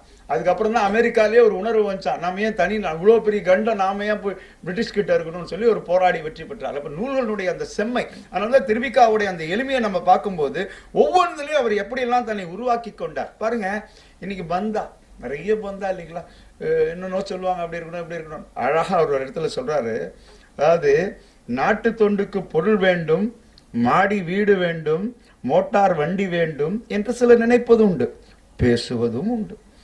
யான் ஒன்றும் இல்லாதவன், கொடக்குழி வீட்டில் வசிப்பவன், யானும் நாட்டு தொண்டு செய்கிறேன், செயல் தொண்டானால் மனம் வசதியை நாடாது என்று சொல்கிறார். செயல் தொண்டானா மன வசதியை நாடாது. இன்னைக்கு நம்ம வசதி இருந்தாதான் செய்வேன்றான். நாடுறோம் நம்ம, நீங்க சொல்லக்கூடாது, நீங்க எத்தனை பேர் உருவாக்கிட்டீங்க. பொதுவான, அதாவது people are stupendous. நம்ம கிட்ட நிறைய நல்ல மனிதர்கள் இருக்கிறார்கள், ஆனா அவங்களெல்லாம் அடையாளம் காட்டுதில்லை. ஏன்னா சில நாள் காத்தால பேப்பர் எடுத்தா நாடே இப்படிதான் மோசமா போதோ அப்படின்னு தோணுது. ஏன்னா அவன் எடுக்கிறதெல்லாம் மோசமானதான் போடுறான். நல்ல விஷயங்கள் நிறைய நடக்குது. இப்ப இந்த விஷயத்த கூட போடலாம். அருமையா பேராசிரியர் பேசினாரு, இந்த மாதிரி அவரை வந்து உரைநடை கம்பன்னு சொன்னாரு, இதெல்லாம் போடலாம்ல. போட மாட்டானே. எங்கேயோ தெருவில் யாரோ சங்கிலி இழுத்ததை போடுவான், நாடு ஃபுல்லா திருடு மாதிரியே போடுவான், யாரோ வந்து ஒரு இந்த கள்ளக்காதல்னு போடுவான், எங்கேயுமே தான் நடக்கிற மாதிரி போடுவான். நீங்க இதெல்லாம் வந்து நம்ம நாட்டில் நடக்கிற விஷயங்கள். ஆனா எவ்வளவு நல்ல விஷயங்கள்லாம் நடக்குது, அதெல்லாம் நம்ம போடுறதே, செய்திகளை போடுவதில்லை. அதை போடணும்ன்றதுதான் நம்மளோட வருத்தம். போடுறது இல்லையே, அது போட்டா நல்லா இருக்குமே, போட்டானா போடுறது இல்லை, அதான் வருத்தம். போடணும், அது வந்து செய்திகள். இப்ப திருவிக்காவை நம்ம இன்னைக்கு பேசுறோம்னா ஒரு சாதாரண மனிதர் இல்ல, வாழ்ந்து காட்டிய ஒரு ஜாம்பவான், ஒரு பீஷ்மர். அவர் என்ன வழிகாட்டியவர்கள். அவர்களை பத்தி பேசுறதுக்கு ஒரு மகிழ்ச்சி, ஒரு உற்சாகம் இருக்கணும். இல்லைன்னா இன்னைக்கு வந்து நம்ம பாத்தீங்கன்னா எந்த செயல் செய்தாலும் நான் செய்தேன்றான். இந்த தெருவுக்கு பேர் வச்சா நல்லா இருக்குமேன்றான். இன்னும் கொஞ்ச நாள் போனா நாட்டுக்கு பேர் வச்சா நல்லா இருக்குமேன்னுவான். ஏன்னா மனித மன ஆசை, அதாவது இன்பம் இடையராது ஈண்டும் அவாயனும் துன்பத்துள் துன்பம் கெடின்னு எழுதுவார். இது பாத்தீங்கன்னா 37வது 369வது குறள்ல சொல்லுவார். அதாவது இன்பம் தேடிட்டு போய் எல்லாம் வேணும்னு நினைக்கிறதா மனம். இந்த மனதுல இருந்து வேறுபட்டவர்கள் இவர்கள் எதுக்கு ஆசைப்படவே இல்லை. இவங்களை பத்தி அதான் சொன்னார், அவர் குடக்குழி வீட்டில் வசித்தார், நாமெல்லாம் அவர் நினைச்சிருந்தா பெரிய வீடெல்லாம் வாங்கியிருக்கலான்னு. அவங்க நினைக்கலங்க, படிப்பை வியாபாரம் ஆக்கலைங்க, படிச்சா காசாக்கணும்னு நினைக்கல. இப்ப என்ன நிறைய பேர் கேட்பாங்க, அம்மா நீ வக்கீலா என்ன சம்பாரிச்சேன்? ஒன்னும் சம்பாதிக்கல, எங்க அப்பா வச்சுட்டு போறதுல உட்கார்ந்து இருக்கிற, அவ்வளவுதான். சம்பாதிச்சாதான் படிப்புன்னு கிடையாது. ஆத்மார்த்தமா செய்யக்கூடிய அந்த செயல், அதுல கிடைக்கக்கூடிய மகிழ்ச்சி, and duty becomes a desire, it ultimately becomes a delight ன்னு ஆங்கிலத்துல. அதுவே ஆசையானால் அதுதான் மகிழ்ச்சி. அதனால ஒரு அறிஞர் எழுதினார், செய்கின்ற பணியில் ஒவ்வொரு நொடியும் உன்னிப்பையும் நுணுக்கத்தையும் அன்பையும் கருணையையும் ஈடுபாட்டையும் கொண்டாட்டத்தையும் குதூகலத்தையும் கலக்கும் போது அதுவே வழிபாடாக தொடங்கி பூஜையாக பூத்து தியானமாக கணிந்து மெய் ஞானமாக விளையும். The work turns into worship. இப்படி செய்தவர்கள் தான் இவர்கள் அல்ல. These people have done, they've achieved, accomplished. அதுதான் அவர்கள். அதனாலதான் அவங்களெல்லாம் ஆற்றல் மிக்கவர்கள்னு சொல்றோம். தமிழ்ல ரொம்ப ஒரு அருமையான சொல் இந்த ஆற்றல். எனக்கு இது கூட பொருள் கண்டுபிடிக்கணும்னு ரொம்ப ஆசை. நான் முதல்ல முறையா தமிழ் எல்லாம் படிக்கல, அப்புறம் தான் படிக்க ஆசை. இந்த உலக நாயகி அம்மா எல்லாம் பார்த்துட்டு சரி நம்மளும் தமிழ் படிக்கலாமேன்னு கொஞ்சம் ஆசைப்பட்டோம் நாங்கெல்லாம். ஆமா, அப்போ ஆற்றல் என்ற சொல்லுக்கு என்ன பொருள்னு பார்த்தா, அகர முதலி சென்னை பல்கலைக்கழகம் வெளியிட்டது ரொம்ப அழகான ஒரு பொருள் கொடுத்தது. சக்தி, மிகுதி, முயற்சி, கடைபிடி, பொறை, ஆண்மை, வாய்மை, வெற்றி, அறிவு, இன்ன சொல் இன்ன பொருளை உணர்த்தும் என்ற நியதி, கடைசியில ஒரு சொல் சாகசம். இத்தனையும் கொண்டது ஆற்றல். அப்ப திருவிக்கா யார்? ஒரு ஆற்றல். இவ்வளவு 1 மணி நேரம் ஆனாலும் உட்கார்ந்து பொறுமையா கேக்குறீங்களே, நீங்க எல்லாம் யாரு? ஆற்றல். ஆமாங்க, எல்லாராலையும் உட்கார்ந்து கேட்க முடியாது. இங்க பெரிய பெரிய சான்றோர்கள் உட்கார்ந்து இருக்காங்க, அது அவங்க எல்லாம் அறிவில் சிறந்த, அதாவது அந்த துறையிலே ஊறியவர்கள் உட்கார்ந்து இருக்காங்க. அது நம்ம வணக்கத்துக்குரிய செய்தி.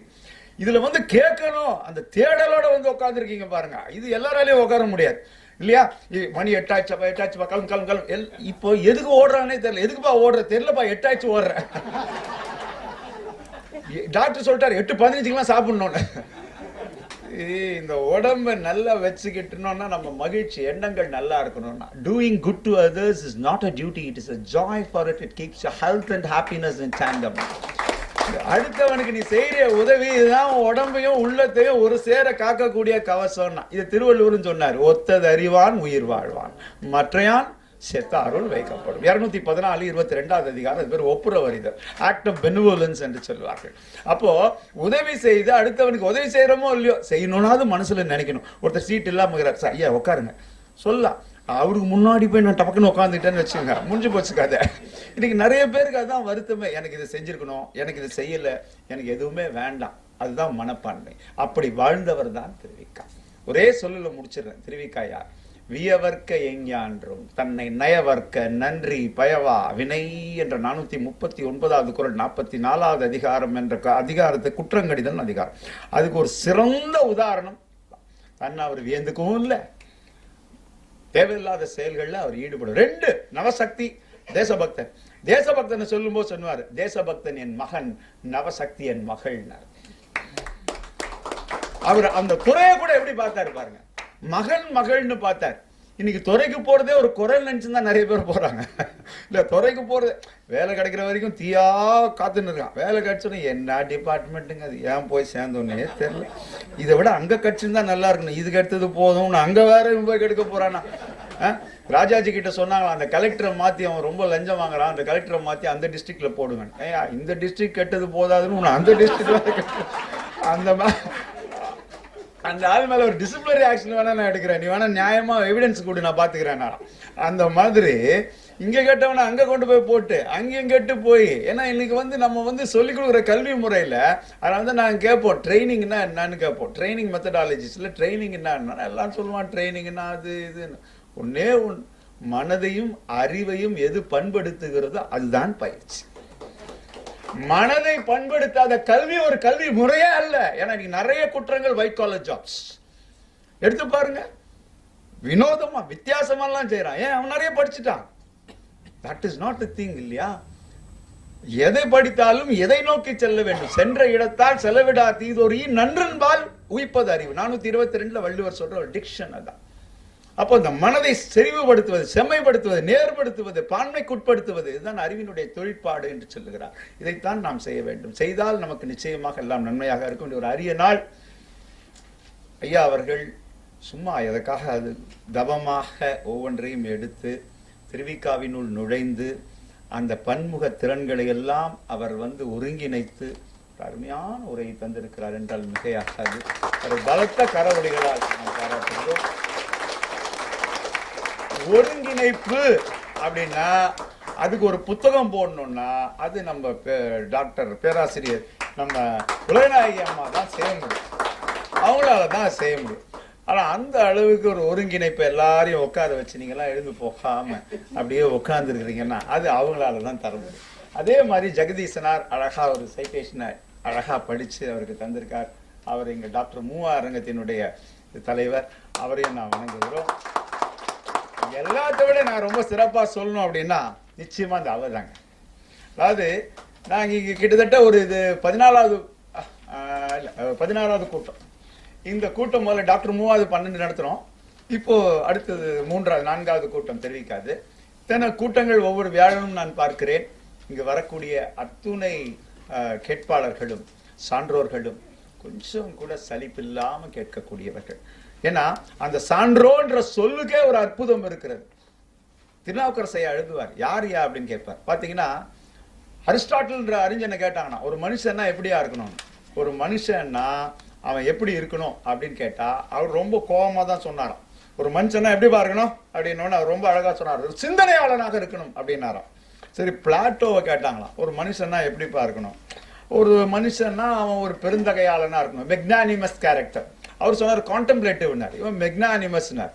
சீன அறிஞர் கன்ஃபூஷியஸை கேட்டாங்களாம், ஒரு மனுஷன்னா எப்படி இருக்கணும், அவன் ஒரு அறநெறியாளனா இருக்கும், விர்ச்சு பேஸ்ட் அப்படின்னாராம்.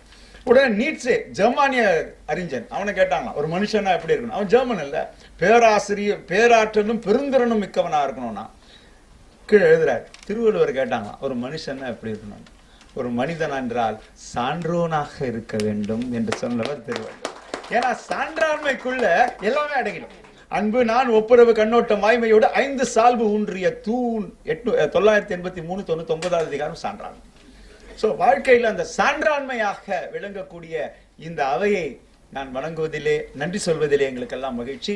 கிருஷ்ணா ஸ்வீட்ஸ் மற்றும் நம்முடைய டாக்டர் மூவா அரங்கம், நற்பணி சங்கம் மற்றும் இங்கு இருக்கக்கூடிய திருவிக்கா பேச்சு பயிலரங்கம், இங்கு வந்திருக்கக்கூடிய திருவிக்கா பேச்சு பயிலரங்க அமைப்பாளர்கள், நண்பர்கள், உறுப்பினர்கள் மற்றும் இங்கு எப்பொழுதும் வார வாரம் வந்திருந்த ஒவ்வொரு மாதமும் வந்திருந்து எங்களுக்கு ஆதரவு தரக்கூடிய அத்தனை தமிழ் நெஞ்சங்களுக்கும், இங்கு சான்றோர் அமர்ந்திருக்கக்கூடிய உயர்ந்த சான்றோர்களுக்கும் எங்களுடைய நன்றியை பாராட்டி அமைகின்றேன். நன்றி, வணக்கம். நிகழ்ச்சியின் நிறைவாக ஒரு அறிவிப்பு. அடுத்த மாதம் திருவிக்கா பேச்சு பயிலரங்கம் நடத்துகிற இந்த இனிய கூட்டம் அடுத்த மாதம் உள்ளொளி என்ற நூலை குறித்து, திருவிக்கா அவர்கள் எழுதிய உள்ளொளி என்ற நூலை குறித்து வழக்கறிஞர் திரு பால சீனிவாசன் அவர்கள் உரையாற்றுகிறார்கள். அந்த நிகழ்விலே பாச்சலூர் திரு ராஜமாணிக்கம் அவர்களுக்கு திருவிக்கா நல்லோர் விருது வழங்கி பெருமை செய்ய இருக்கிறார்கள். உங்கள் கரவொலி பலமாக இருக்கட்டும். டாக்டர் மூவா திருக்குறள் நற்பணி சங்கம் வருகிற 23/9/2018 ஞாயிற்றுக்கிழமை அன்று மாலை 4:15 மணி அளவில் திருவிக்கா மேல்நிலைப்பள்ளி ஷெனாய் நகர் சென்னை 30 ஒரு இனிய திருக்குறள் கருத்தரங்க கூட்ட நிகழ்வினை ஏற்பாடு செய்திருக்கிறார்கள். உங்களுடைய மேலான வருகை இந்த விழாவிற்கு பெருமை சேர்க்கும் என நம்புகிறோம். நிகழ்ச்சியின் நிறைவாக வாழிய செந்தமிழ். அந்த அரங்கத்திற்குள்ளேயே டாக்டர் மூவா படைப்புகளில் ஓர் அணுக்க பார்வை என்ற நூலும், தமிழ்த்தென்றல் திருவிக்காவின் சமுதாய பார்வை என்ற நூலும் இங்கே விலை மதிப்பற்ற இந்த நூல்களை விலை கொடுத்து வாங்கிக் கொள்ள வேண்டும் என்ற ஒரு அறிவிப்பு. இந்த இனியதொரு ஒருங்கிணைப்பு நிகழ்வினை இன்றைய தினம் நான் நடத்த வேண்டும் என்று என்னை தலைவர் அவர்கள் அழைத்தார்கள். அதற்காக என் நெஞ்சார்ந்த நன்றியை கொஞ்ச தமிழில் கூறுகிறேன். உங்கள் பாதங்களை சற்று குனிந்து பாருங்கள். உலகநாயகி நன்றி மலர்கள் வந்து சேர்ந்திருக்கும். வாழிய செந்தமிழ் வாழ்க நற்றமிழர், வாழிய பாரத மணி திருநாடு, வந்தே மாதரம் வந்தே மாதரம் வந்தே மாதரம். வாழிய நலம். Loved by one and all in India and abroad. Even before the phrase corporate social responsibility gained significance, it was textured into the group's value systems. And today, This phrase has been redefined by Mr. Murali as citizen social responsibility.